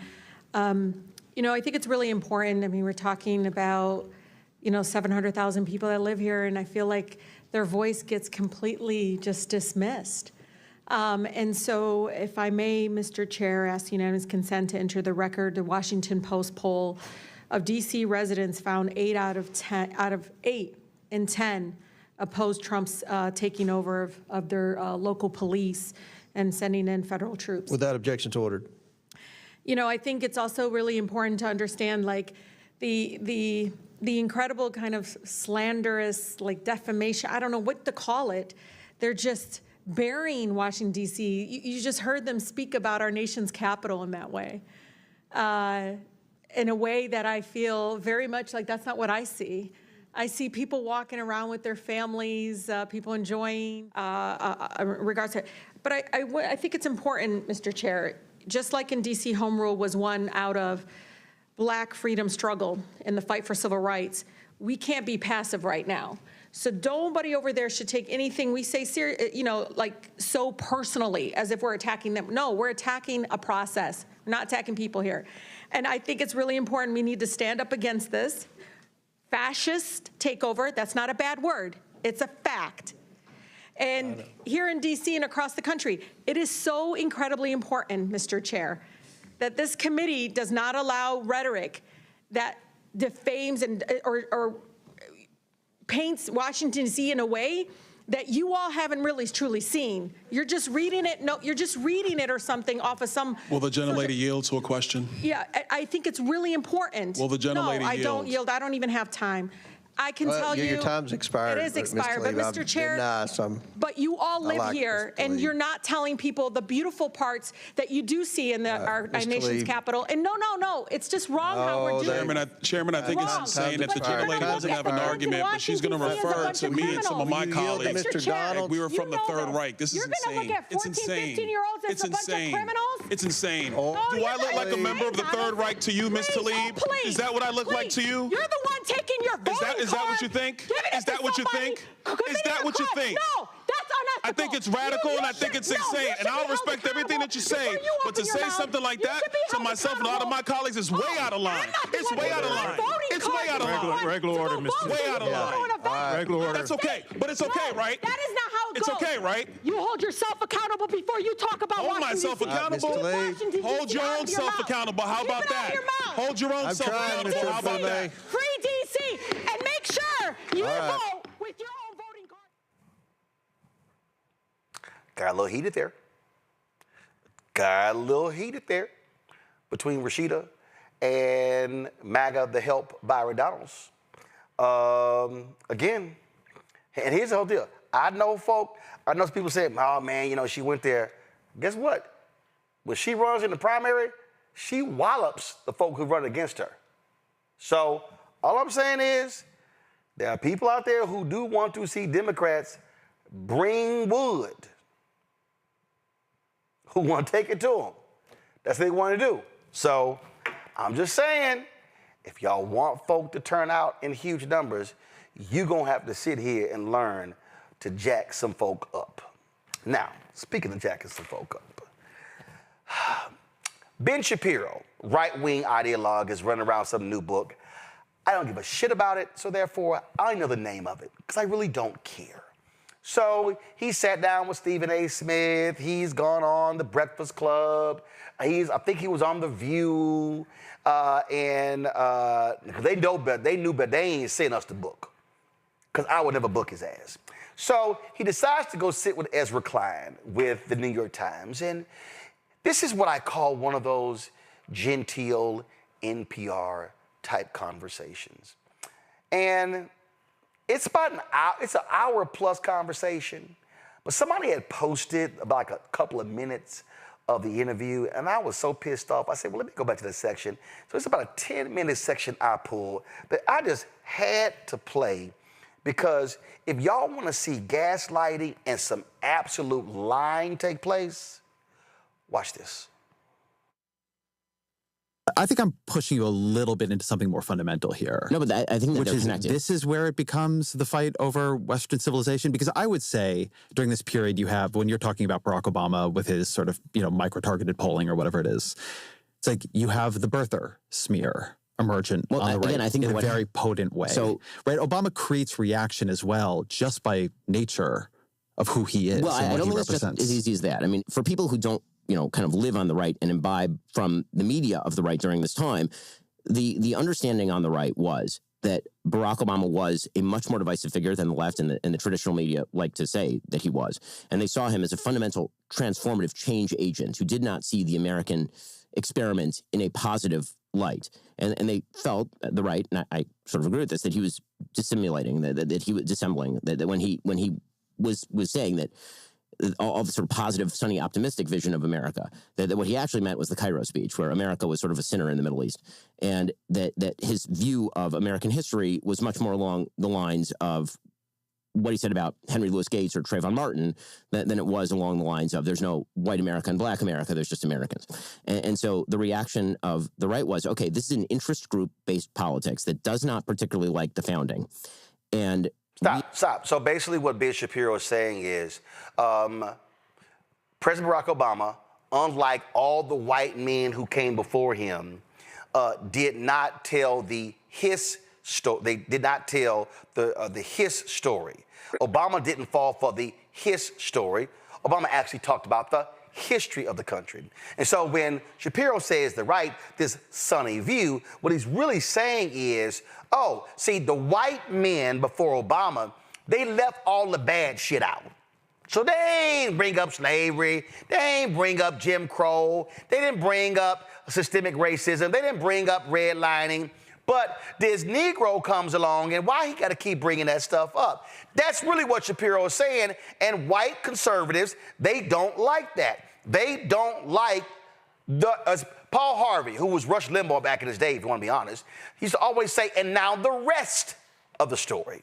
They don't like the rest of the story. They like that fake lying-ass story. And so here's Shapiro saying, yeah, we couldn't stand the fact that this black guy would actually stand up and acknowledge the racist shit we did as a country, including the crap that we did in the Middle East. See, y'all gotta understand, every time we talk about Iran, these white folks always go to 1979. They overthrew our embassy, but they never want to talk about 1953 when we, on behalf of Anglo-Iranian Oil, now known as BP, literally overthrew a Democratic elected government, and Mossadegh was a leader because it was over oil. The Iranians used to love the United States, but after the overthrow in 53, they hated the United States. And we can go country after country after country, but see again, Shapiro, these white people don't want somebody talking about that.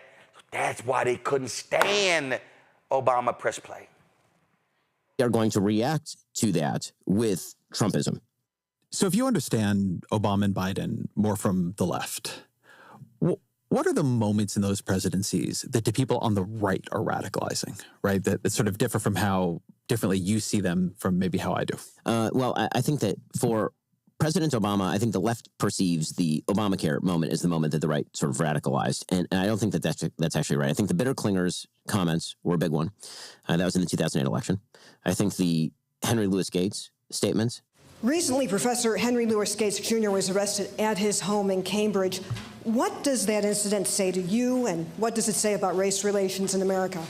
In which he suggested that the officer had acted stupidly and then sort of linked that with racial discrimination in the past.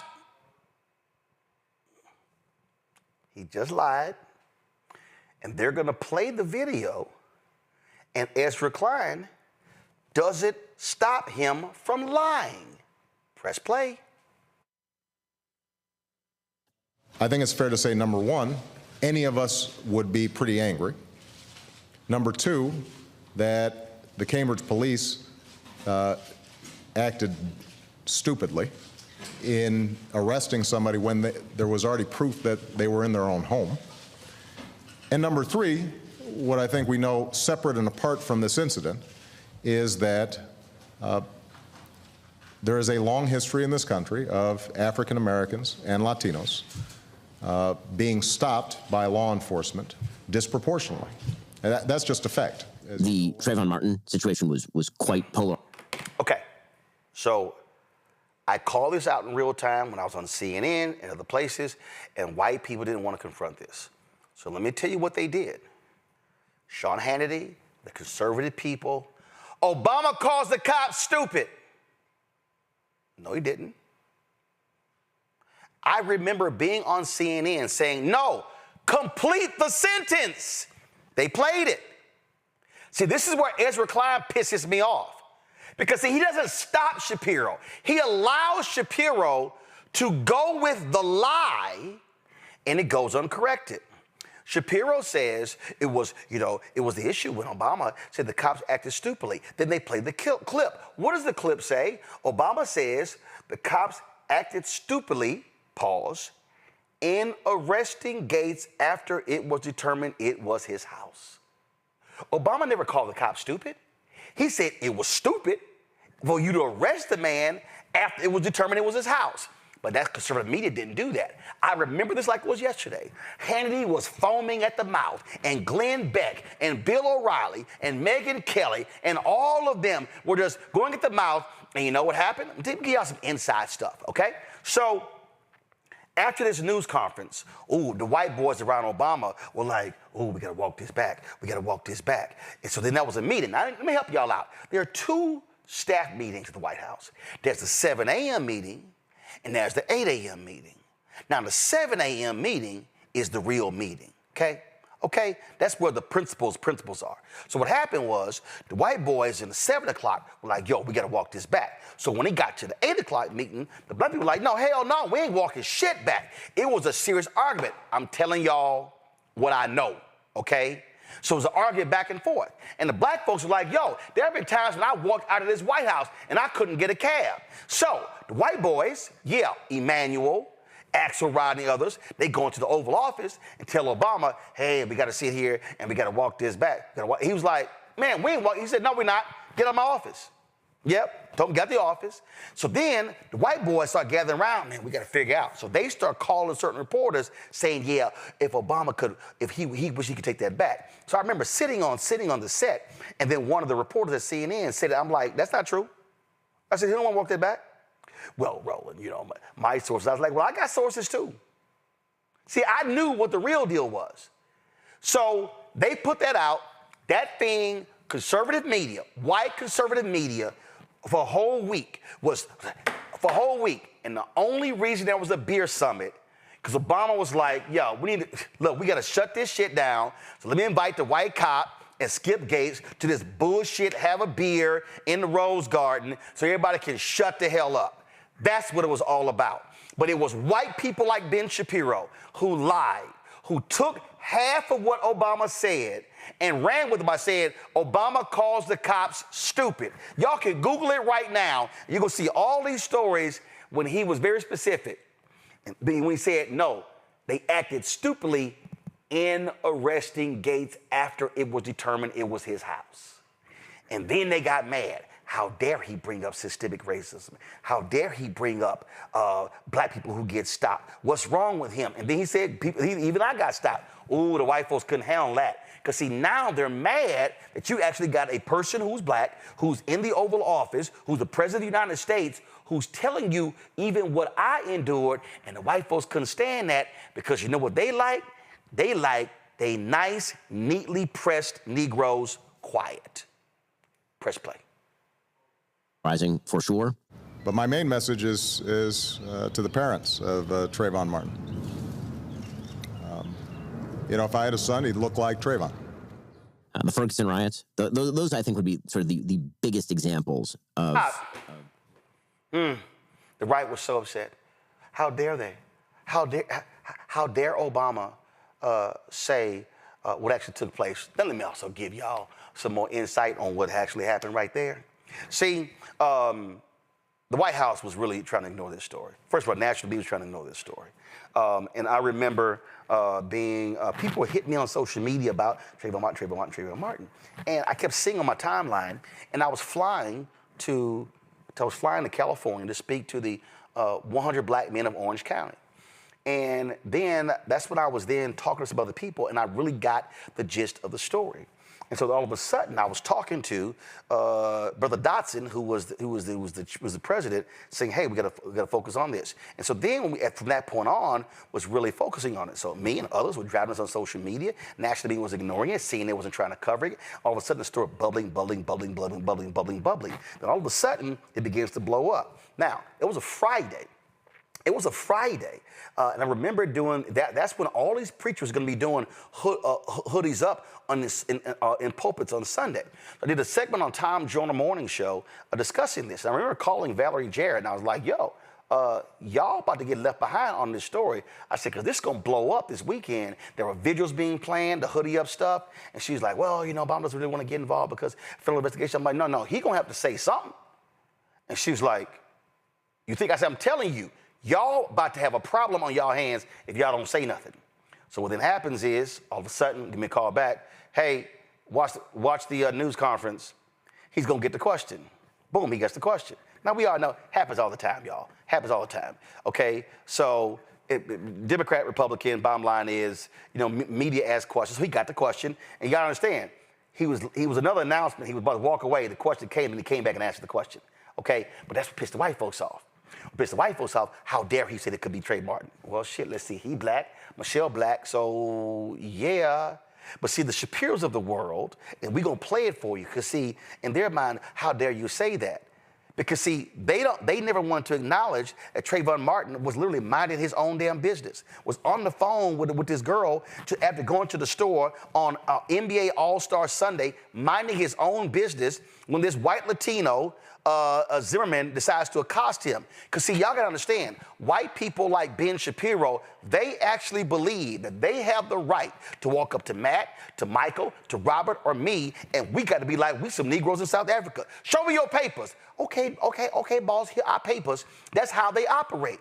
And so that's what happened to Trayvon Martin. So white people, white conservatives were angry. How dare he bring these things up? How dare he talk about these things? Because see, they actually believe that they have the right to ask of any black person, who are you and what are you doing here? That's why we got all these Karens running around. Oh, do you live here? Show me your address. We play the videos where they sit here and say, yes, show me your address. Prove to me you live here. Well, you prove to me you live here.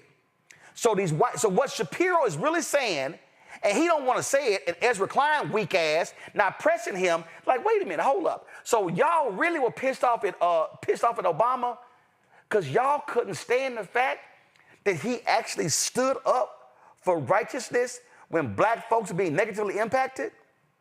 Press play. Barack Obama kind of setting off the right, so to speak.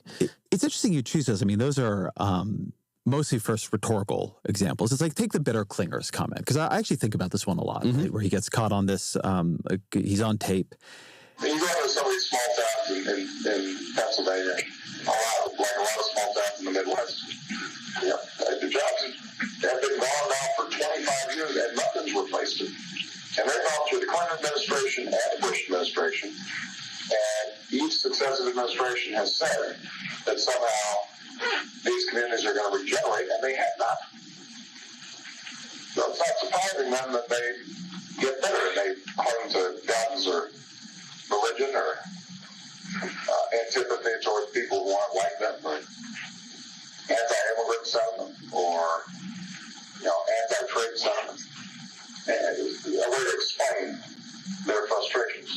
it's like, to me, if you compare that to things that get said, even say to Hillary Clinton's deplorables comment, right? He basically says, look, you have people in towns that these towns have lost everything. They've lost their jobs. They've lost the plants that employed everybody, that they have been, like, their fundamental dignity and livelihoods have been taken away from them.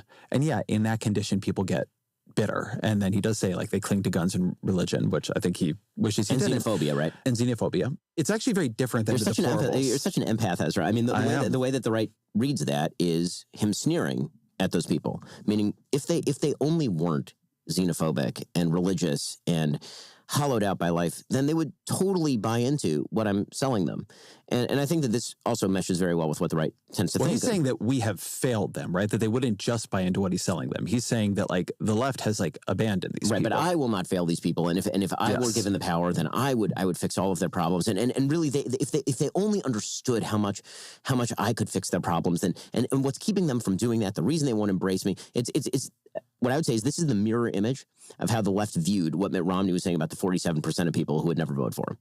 So people on the right read that like, okay, there's a bunch of people who aren't paying taxes. They're unlikely to vote for a person who's going to lower taxes. And people on the left read that as he's sneering at people who are not paying taxes. Right? And so I think that there is that element here. It's also the other couple of examples you give are interesting for just being about race, right? And again, the racial issue here, yes, like. Again, the polling data here is very, very clear. Racial relations in this country got markedly worse in 2013, 2014, 2015. But is that because Barack Obama should have been more positive on what happened to Trayvon Martin or what happened in a very different way to Henry Louis Gates, or because it was hard for people to hear, like, yeah, if you're a black man and you see these, your interpretation is, yeah, like, we get hassled by the cops often for no reason in a way that white people don't really understand. Or my son could have been Trayvon, right? You know, when Trayvon Martin was first shot, I said that this could have been my son. Another way of saying that is Trayvon Martin could have been me 35 years ago. And when you think about why, in the African-American community at least, there's a lot of pain around what happened here, I think it's important to recognize that the African-American community is looking at this issue through a set of experiences and a history that doesn't go away. You know, there are very few African-American men in this country who haven't had the experience of being followed when they were shopping in a department store. That includes me. I understand that as also an expression of pain, right? An effort to try to, like, build a bridge. It's very hard for me to imagine and Donald Trump doing the Henry Louis Gates, the beer summit, as it got called, where you had the cop and Gates to the White House at the same time. It's hard for me when I look back on that and the beer summit in particular to hear, like, that's what radicalized you all? Yes, and the reason is because the implicit promise of Barack Obama was the worst conflict in the history of America, which is the racial history of the United States, which is truly horrifying. That in his person, he was basically going to be the capstone of the great movement toward Martin Luther King's dream. And when instead things seem to move in the opposite direction, which was, well, you know, it turns out that black people in America, they're inherently victimized by a system, by a white supremacist system that puts black people underfoot. And my son could have been Trayvon. And people on the right saw that as like, well, but that's not true. You are an upper class black man who is living in the White House. And unless your son was mistaken for a prowler going around at night in a neighborhood, then no, that actually wouldn't happen to your son. In fact, you have two black daughters, and that stuff has never happened to them. So the sort of Michael Brown and Ferguson, the idea that when the president went out and he said that people wouldn't just make this up. Freeze. Okay, so here's what I want you to understand here. Because he went over, and again, Klein didn't stop him. Again, a shameful way to interview. What Shapiro is saying is, well, we thought when we elected a Negro, we would do all this stuff. It'd be poof, gone away. So let's see. Correct me if I'm wrong, when Thurgood Marshall was appointed to the Supreme Court by President Lyndon Baines Johnson, did racism in the criminal justice system just go away? No. When we got our first black mayor of a major city, Hatcher in Gary, Indiana, and Stokes in Cleveland, and Coleman Young in Detroit, and Maynard Jackson in Atlanta, and Marion Barry in D.C., did racism and inequality just poof, go away because the magical Negroes showed up? When we got our first black Fortune 500 CEO, did all of a sudden there had no racism, no discrimination, none of those things in corporate America because the magical Negro has arrived. And so therefore, now that he is here, it absolves us of all of our past and present and future sins because he has now arrived. That's literally what Shapiro was saying. So when he said, oh, this would have been a capstone, what he's really saying is we actually thought that when America finally elected a black person as president, you Negroes were going to shut up. You Negroes were going to stop complaining. You Negroes were going to stop demanding more. Damn it, we allowed one of you to become the holder of the highest office in the land, and y'all have the audacity, the unmitigated gall to keep complaining and demanding things. Why won't y'all just shut the fuck up? That's literally what Ben Shapiro is saying. And then he goes, and oh my God, but no, that's not what happens. All of a sudden, he comes there, and then we're like, oh damn, they're still complaining. And Ezra Klein sits there and just lets that bullshit just continue and just go on and on and on. Finish that crap.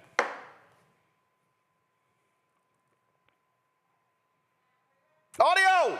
Interpretation of Obama, at least to you, was that if he is elected, we'll agree we've gotten past all this.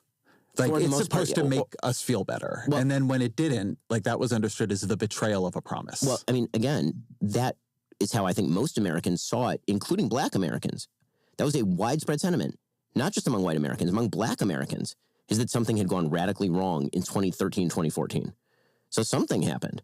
And this was an argument that was made by legacy media a lot, which was that the real reason people were so exercised about Obamacare wasn't because they really cared about Obamacare. Right? It was really because there were a lot of bitter clingers out there who, you know, were clinging to their God and their guns and their xenophobia, and they didn't really like the black president. And if a white president pushed Obamacare, then probably they probably had some problems with it, but they wouldn't have gone crazy like this. I mean, these people. I mean, I can tell you there's actually, you're saying there's evidence on this. Like, there was a lot of polling on this, on how attitudes on race correlated with attitudes about Obamacare. I mean, that may be the case, but the point is that the perception by people who are not actually picking on Barack Obama because of his race, but were picking on him because of his politics, was that suddenly everything was being refracted through a racial lens.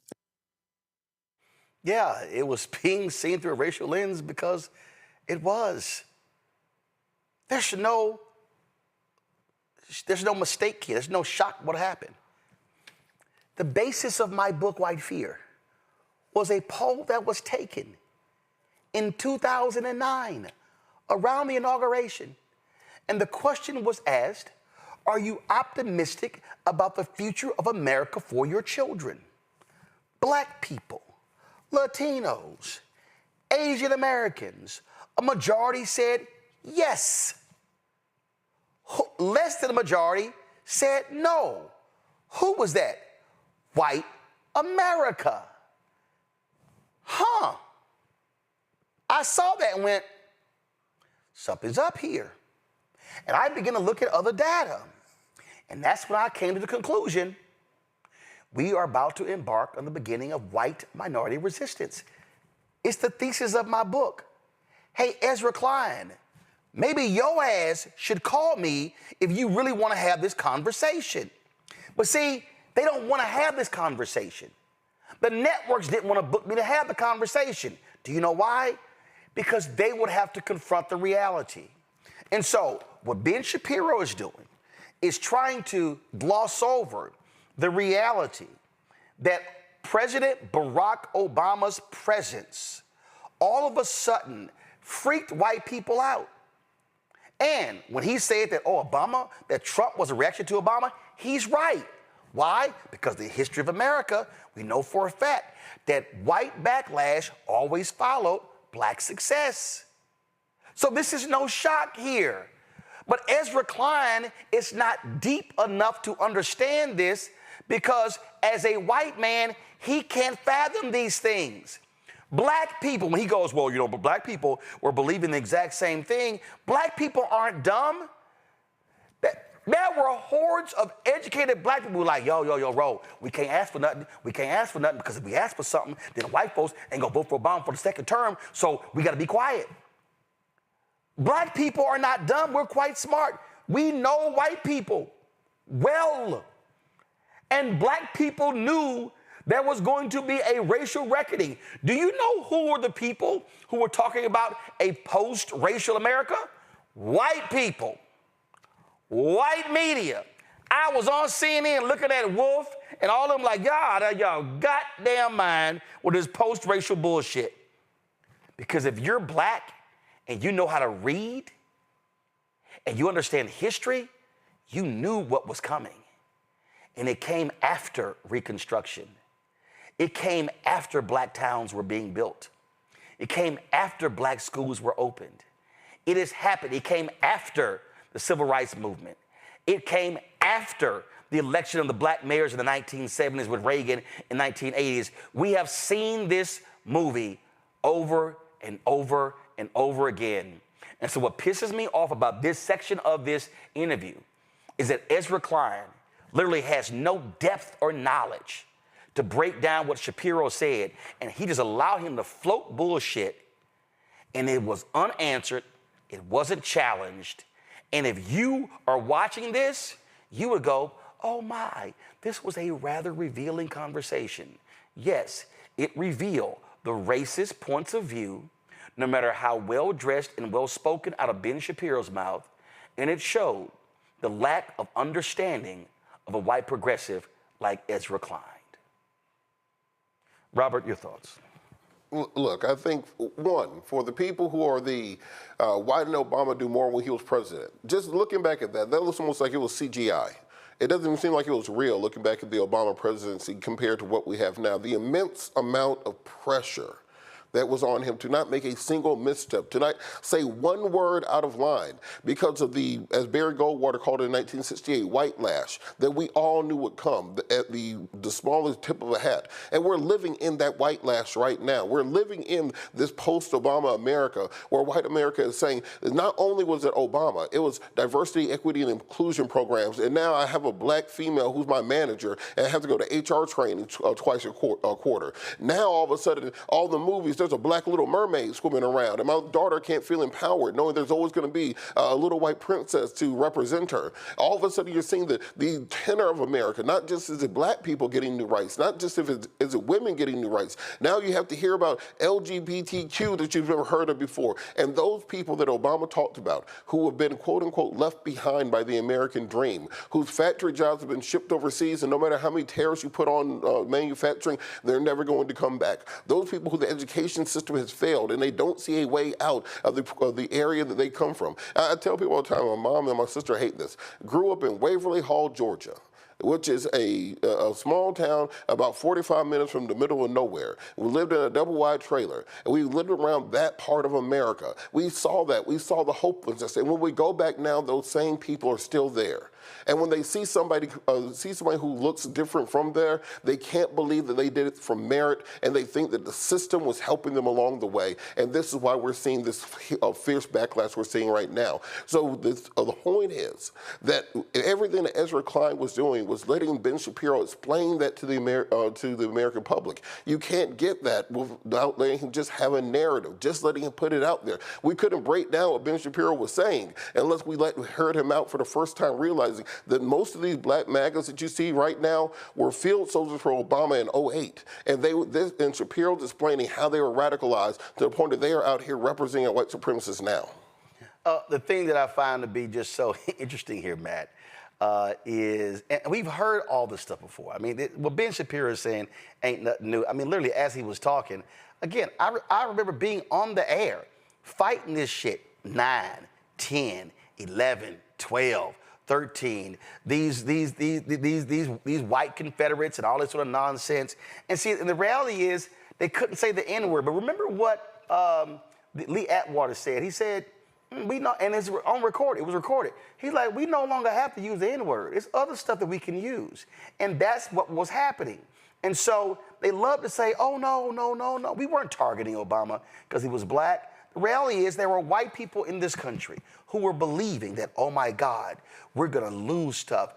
He's gonna just give stuff away to the blacks. And it was all this sort of stuff. It's in the data. It's in the polling data. So when they go, when this idiot and Megyn Kelly goes, oh my God, Obama came along and race relations just went to hell.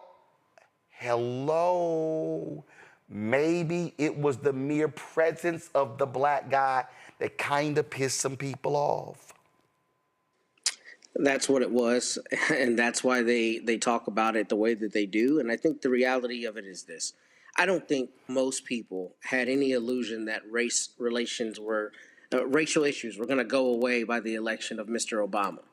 I think what white people thought, particularly racist white people, particularly hardcore conservative racist white people, is they thought that the election of Barack Obama took away his ability to address anything racial. I mean, just the idea that Ben Shapiro was talking about, oh, you're upper middle class, you're in the White House, you're, accomplished, right? That's exactly the kind of rhetoric you heard around this country all the time when Mr. Obama was elected, because then it became, you are the cream of the crop by what we call to be American metrics, and therefore, the fact that you are there means that there can't be institutional racism. It means that black men can't be being targeted by the police. It means that black people can't be dying disproportionately at the hands of the police, because your election is supposed to be proof positive that those issues don't exist. And we all know that that isn't true. And I think part and parcel with that is a lot of the frustration with Obama was this idea that he no longer had license to speak to issues that he should have to speak to as the president of the United States. Now, the fact that he's a black man, which rankled a lot of people in general, I mean, let's be frank, exacerbates that. But the president of the United States is supposed to serve everyone in the country, right? And should be addressing topics du jour, major issues. So the idea that a black president can't address black issues because he's black is problematic. But I think that there are a lot of people who thought his election took away his ability to do that. And more than that, I think the better example of the fact that it was just the color of Obama's skin is how vitriolic all of the pushback against policy was. I mean, with Trump, you have somebody who is going out daily, making incendiary comments and purposely sequestering parts of the population. But that wasn't coming out of the Obama White House. What was coming out of the Obama White House was policy.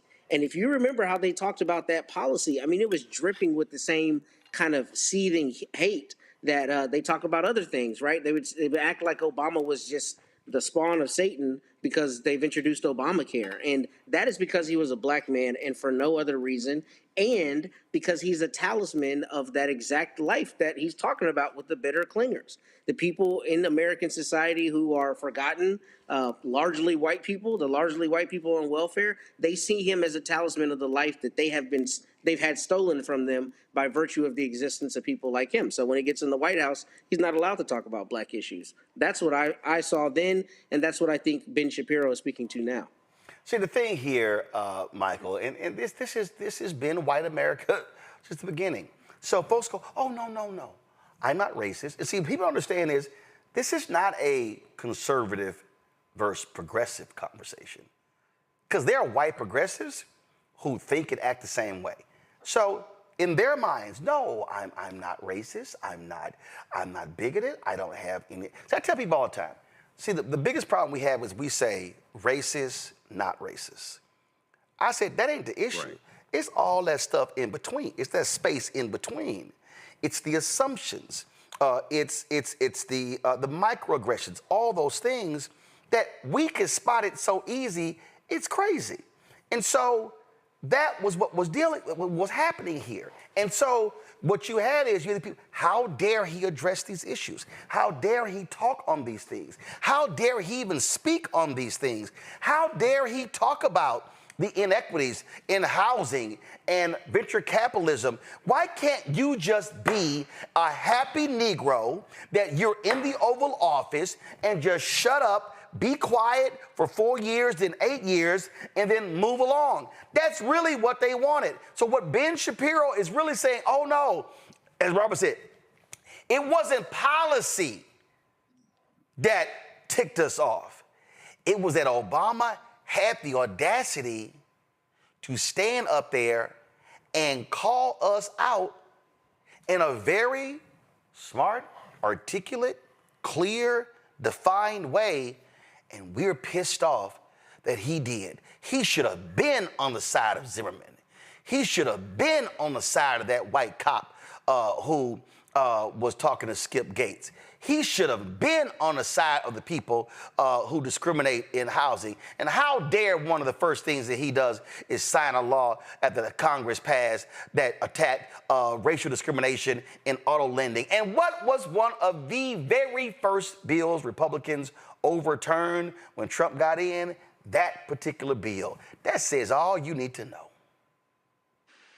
Yeah, so I'm glad you showed that that interview. So a few things. Number one, I remember when Obama was elected, and then all of a sudden you had white commentators, white Republican commentators, conservative commentators saying, okay, this is a post-racial America now. This is post-racial, which really meant they didn't want to hear anything else about racism. They didn't want to hear about racism, structural inequities, anything, because now you have a black president and all that's gone away. Okay, when Ben Shapiro talked about white people thinking that electing Obama, this would be, or they thought that Obama would try to fulfill Dr. King's dreams, right? When you talk about quote unquote the dream, part of the dream was dismantling white supremacy and racism in this country. Okay, the beloved community is what happens after you dismantle white supremacy and racism.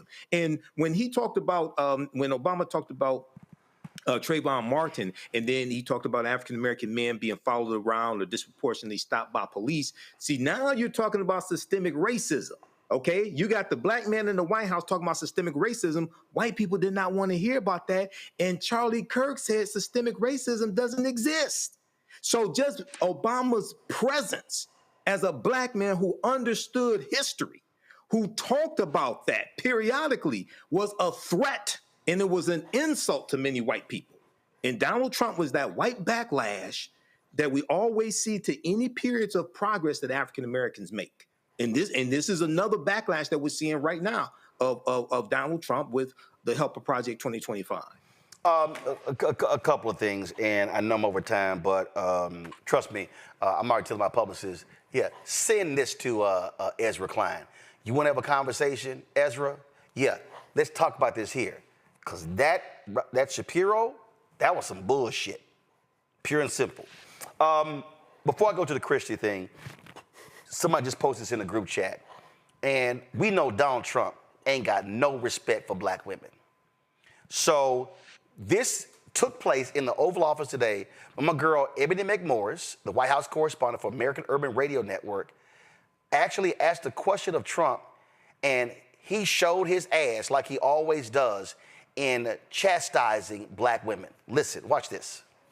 Mr. President, and we're going to be going in quiet. You're really obnoxious. I'm not obnoxious, but I'm trying to ask you, what about your plans for really Memphis? Obnoxious. I'm not obnoxious, but I am asking, what are your plans for Memphis? Many people want I'm not going to talk to you until I call on you.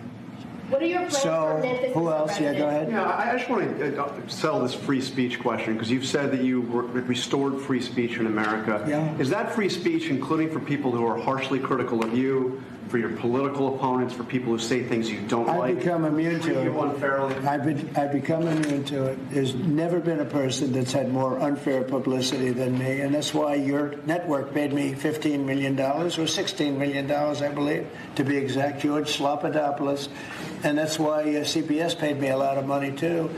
And that's why I sued the New York Times 2 days ago for a lot of money. Because I'm winning. I mean, I'm winning the cases. And the reason I'm winning is because you're guilty, John. You're guilty. ABC is a terrible network, a very unfair network, and you should be ashamed of yourself. NBC is equally bad. I don't know who's worse. I think they're equally bad. And, you know, for you to stand there and act. All right, so he's spending his rest of the time trashing ABC.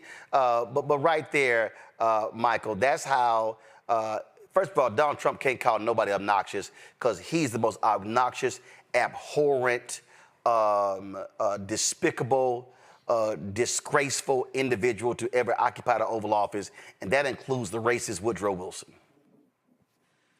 Yes, and he has a hatred of black women as well, especially intelligent black women. We just saw that display right there. We see how he treats Yamiche Alcindor as well, another excellent journalist. We remember him being disrespectful to April Ryan, also White House correspondent. April Ryan, Yamiche Alcindor, Rachel Scott. I mean, we can Cecilia Vega. We can go on. If you a woman of color, he gonna treat you like crap. Absolutely. Absolutely. Because that's who he is. Okay, that we have to be clear on this. That's who he is, and that's one of the reasons why I think, you know, he gravitated towards Charlie Kirk so much. It wasn't just the fact that Charlie Kirk helped him win the, you know, the conservative youth vote, things like that with Turning Point USA. No, they had a lot of the same ideologies also. Bottom line here, Matt, yeah, he don't like being questioned. And she's look, it's an open deal. I get to ask a question. But this is also where the other White House correspondents, y'all need to have somebody back and follow up on their question. Absolutely. And this is exactly what we saw earlier with Nany Mace. I mean, it's with Trump, it is a complete disregard for, you know, decorum and respect for people. And I think we focus way too much on that. I think what him and his team have done masterfully, if you want to be honest, over the years, is they have brought down the level of equilibrium so low that the president of the White House can sit there and yell down a reporter. I mean, that would be, if Obama had done it, that would be, you know, cause for all kinds of Congress censuring him, trying to do whatever else. But with this is standard fare for Trump, and it's because he hates black people, he hates women, and he very, very clearly, you know, treats reporters this way and has many times. So none of this is surprising, but this is exactly what we were talking about. This is the person occupying the White House and what we expect and what we see on a daily basis coming out of 1600 Pennsylvania. He is shameful. He is uncouth, Robert. Look, for every a white guy who has to sit through another meeting with an overqualified black woman talking down to him because he doesn't quite understand that the program that she's been an expert in for 20 years outweighs the internship and his dad getting him that job, this is catnip for them. These are the people that Ben Shapiro was talking to. These are those suburban voters who otherwise they believe in and many of the things that the left believes in, but because of exactly that idea of strength, of disrespect, of white men being back in the Mad Men world of the 1950s or the 1980s. If you close your eyes, that would sound like a scene out of a civil rights movie of a black woman asking questions about the situation in Memphis while being disrespected by Bull Connor behind the desk. That is what they gravitate to. And so when you think about the political dance that people have to take, when you think about, like we said earlier, the political dance that Obama had to go through to get those same white people to vote for him, while we were voting for him thinking he was going to be our liberator, they were voting for him thinking that he was going to be our conqueror, that he was going to be the one to tell us to finally bow down and shut up. So when you see that, you have to think about the bigger context, which is that you still have half of America that see that and they believe in that and they're excited by it. Absolutely. Now, I love how when you speak truth, how other folk all of a sudden get religion later on. So y'all, it was September 12th, 2021 when I went on ABC This Week. And I didn't pick the subjects, and they decided to talk about Chris Christie's speech at the Reagan Library. Now, I'm going to tell you, I'll be honest with y'all. So we went in a commercial break, and the sister who was on there, she turned to George and she said, "Are we really going to talk about this speech?" And George says, yeah. Now, I'm a guest. Now, she was a paid contributor at the time. Chris is a paid contributor. Sarah Escort, I think her name, whatever her name was, she's a paid contributor. So I was the only one up there not getting paid. So I wasn't saying nothing. But inside, I was like, ooh, bring that speech up. Ooh, please bring that speech up. Because I was ready to tag that ass. And I did. Now, let me tell y'all what happened. Christie walked off that set so mad, so pissed off, man. He went and this was an ambush. 3 executives told me this afterwards, okay? I ran to one of the NABJ, was like, yeah, we just thought, we like more collegial conversation. We thought that was just too much heat. I said, heat? Baby, on a scale of 1 to 10, that was a 4. That wasn't no heat. Now, what's funny is, everything I said in that segment, Chris Christie has been saying ever since. So who was right? Oh, and by the way, I ain't been back on ABC this week. Not when Stephanopoulos is hosting, not when Jonathan Karl is hosting, not when Martha Raddatz is hosting, because I guess, you know, that was just, I wasn't being respectful. I wasn't bowing down to Lil Chris Christie. Well, he ain't Lil, but I was not bowing down to Chris Christie. So I made the point, we gonna run this every single year as a reminder of me lighting that ass up. And I was right. Did y'all, and I want y'all to roll it. Y'all roll it from the beginning? You got the whole segment? Roll it. Chris Christie, he was referring, of course, to former President Trump, also went to a police station in New York yesterday, complained again about the rigged election. You gave a major speech at the Reagan Library this week where you said it was time to face the realities of the 2020 election, renounce the conspiracy theorists and the truth deniers. So you're on a collision course with former President Trump. No, I'm on a course to try to make sure that my party remains rather relevant in the political conversation in this country. Maybe it becomes. Aren't majority? You're seeing more and more Republicans are now saying they're buying in to the conspiracy theorists. In the end, I do think that it's moving in the other direction. I mean, I think it'll continue to move in the other direction. And what that speech was all about was to repeat what I said with you on election night. You know, at 2:30 a.m. on election night, when the president made the speech that he made, President Trump made the speech that he made, I said it was unfounded and that there was no evidence of anything like what he was talking about, and he needed to stop. And I've since then, it's taken hold among Republicans. It's taken hold among some Republicans, George. But I think what you're seeing over the course of time as this continues to move past election night and the emotion of an election is that more and more people are saying that that's not true. And by the way, it's also incumbent upon all of us in the party who don't believe it's true to speak out. Because you're not going to convince everybody overnight. The same way we're having the conversation about vaccines, and you're not going to convince certain people of certain things. I can't tell you how many conversations I've had with friends of mine who are smart, good people who aren't vaccinated. So are you getting blowback? I mean, listen, a little bit, but much more praise than blowback for the speech. And so, but in the end, that's not why I gave the speech, to either get praise or worry about blowback. You say what you believe. That's what I try to do here every week when I'm on. And I said what I believed on Thursday night, and it's what I'm going to continue to believe.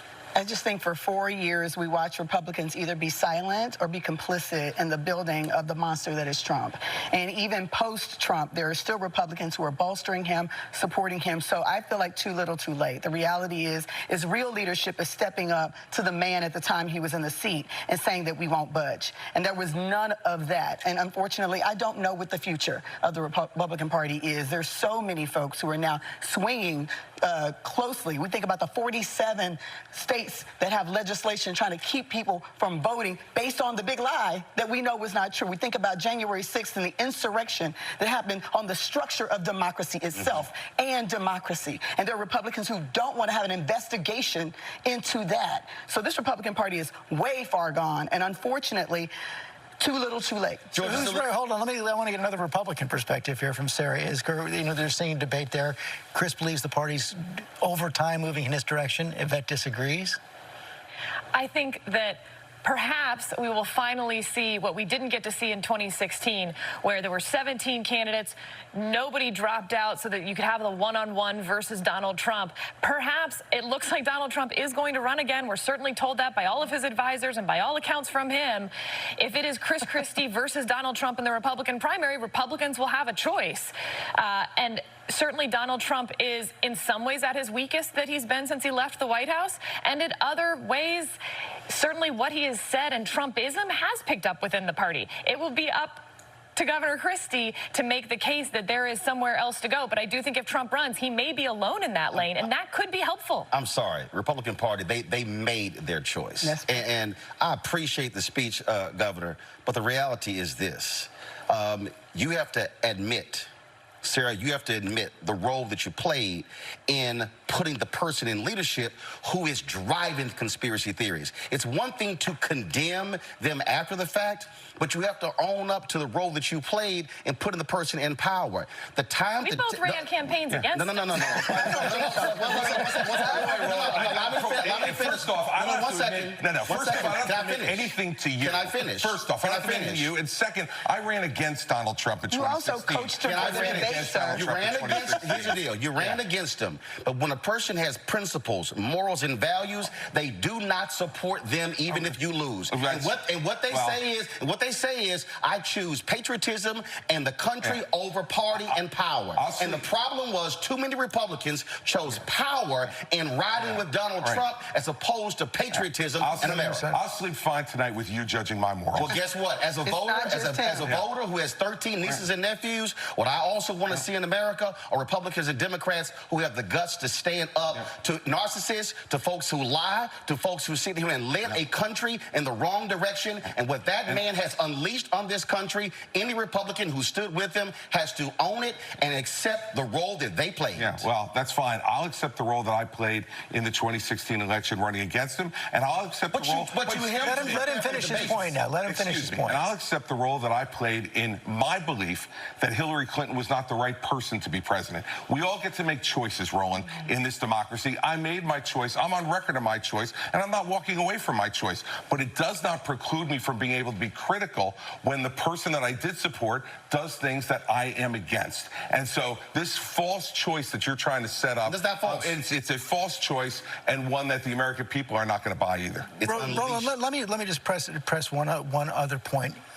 Right now, I would argue that the fact that so many Americans can't buy into simple facts is probably the biggest existential threat we face to our democracy. So when somebody speaks up for that, isn't it something to be praised? Facts are critically important. But again, when you support someone who said fake news, when you were truthful and then push that, then when you have the networks and the conservative radio talk show hosts, that whole echo chamber driving that's the problem. I am a native of Texas who is still registered there, and I am dealing with Greg Abbott and Dan Patrick, who is consistently lying and making things up, and you're dealing with that. I'm dealing with people who are changing textbooks, well, here's the deal. I have a very basic principle since I've been a journalist. If you do good, I'll talk about you. If you do bad, I'll talk about you. At the end of the day, I'll talk about you. And somebody has to say what others are afraid to say. Sarah, you get the last word. If you want to persuade the half the country that voted for Donald Trump in 2016 to move to your side, then you've got to stop villainizing them. You've got to stop having these conversations where everyone who is not with you is against you. And when someone says that Donald Trump did something wrong, you may want to consider praising that and trying to use that to persuade the people who are not going to be persuaded by what you said. That is going to have to be the last word. This debate could obviously continue. I'm sure it will in coming weeks. Nah, we didn't have it in coming weeks because they ain't invited me back since. But here's the reality, and I'm going to start with you, Matt, on that whole thing right there. And this is the thing that, to me, that is so laughable, even when I look back at that 4 years ago. Chris Christie helped Donald Trump prepare for the 2020 debates. Chris Christie was endorsing him. Chris Christie wanted him to beat Biden. So after 4 years of all that lying and all that nonsense, he was still hoping he was going to win 4 more years. So now after he loses, then January 6th, don't try to come now with the Ronald Reagan speech. Now, I wasn't buying that nonsense. I mean, you're right. See, also, J.D. Vance is in the White House, and wasn't he one of the most vocal never-Trumpers? Yep. You know, look, I mean, and then here's the thing. Sarah Isker, her point is one that really infuriated me because this is exactly what you see people do. You see them move the goalpost, right? It doesn't become like, okay, let's address the fact that you not only aided and abetted, especially Chris Christie will understand that, being a former U.S. attorney, you aided and abetted this man who's now in the White House, who you're now decrying, or at that point he was out, but who you're now decrying, and you have to address that. And the second thing about that is people have to be able to look at the value or the facts of a platform. It's not a matter of whether they're being, quote, villainized or not villainized. That's exactly what we're seeing right now. Make your vote based on the substance, not on whether somebody's villainizing you. And I hate that point, because that kind of sanitizing is exactly what we see. Oh, well, people aren't going to want to vote if you make them feel bad about themselves. Well, I'm not going to lie to them so they feel good about themselves. I got to speak the truth to power. And when you do that, people naturally don't like it. And that's exactly what you saw in that segment. And Chris Christie, you know, a speech does not cure your aiding and abetting.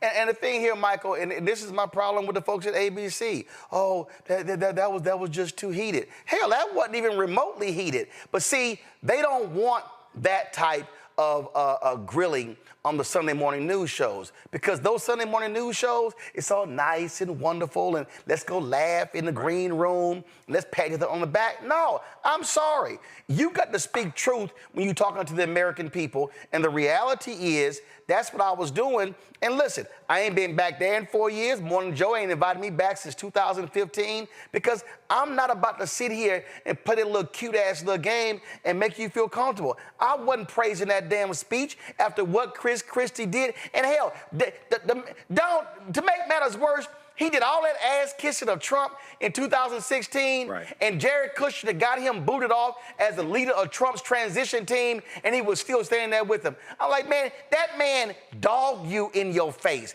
talked about your weight, just embarrassed you, left, and you was still riding with him for 2020? Man, come on. Yeah, that's what I was going to. So I remember I watched it when it aired live, okay, Roland, when you were on this week. I watched it when it aired live. But, yeah, so keep in mind, the backstory is Chris Christie, when he was U.S. attorney, prosecuted Jared Kushner's father, okay, sent Jared Kushner's father to prison. This is why there was that animosity between Kushner and Chris Christie, which is why Christie never got a position in the White House, okay? And then, yes, he helped. Then after all the humiliation, after all the fat jokes that Trump made about Christie in 2016 when Christie ran for president against Trump, or walked for president, one of them, then he goes and helps Trump prepare to debate Biden also, okay? You know, in 2020. So it's just ridiculous. It's just capitulating, you know, once again. But these Republicans are cowards. Well, but this also, though, Robert, it speaks to weakness in media. And so, no, we're not going to call you back. Now, mind you, that clip there went viral for 72 hours, actually for the whole week. The right-wing media research center thought they was trying to dog me by posting the clip. So that sucker hit 1 million in 48 hours. And I'm sitting here like, really? Like, y'all mad? No, that's the fact that ABC This Week has not called me one time in 4 years shows you how mainstream media operates when they don't want real, independent truth tellers on these shows. And why you think you don't see me on Fox no more?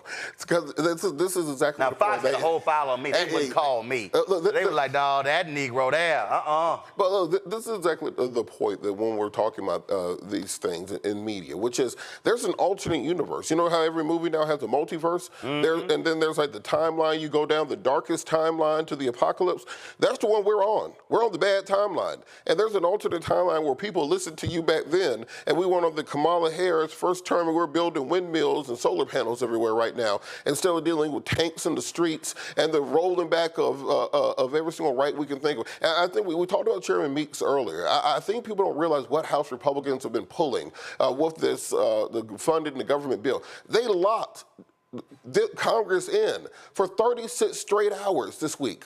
36 straight hours to hammer through in the dead of the night the most draconian cuts, the most concentrating of power into an authoritative way. And Chairman Meeks on the House Foreign Relations Committee fearlessly led Democrats. He held them together, because just like you saw today, it's hard to hold Democrats together in a caucus or in a group. He held them together to oppose every single amendment the Republicans were putting forth in the House Foreign Relations Committee. And it's so important for people to understand that this is a fight for the nation's very soul. And if we had listened to you back then to draw that contrast, that's the big issue, the contrast. People thought, well, if Kamala is here and Trump is here, they about the same, so I might well go with the guy who's cool and hanging out with the rock stars or something. We have to draw that contrast so people really understand the type of takeover of the government that is taking place right now, right under our chins. And by the time we figure out, look, think about it this way.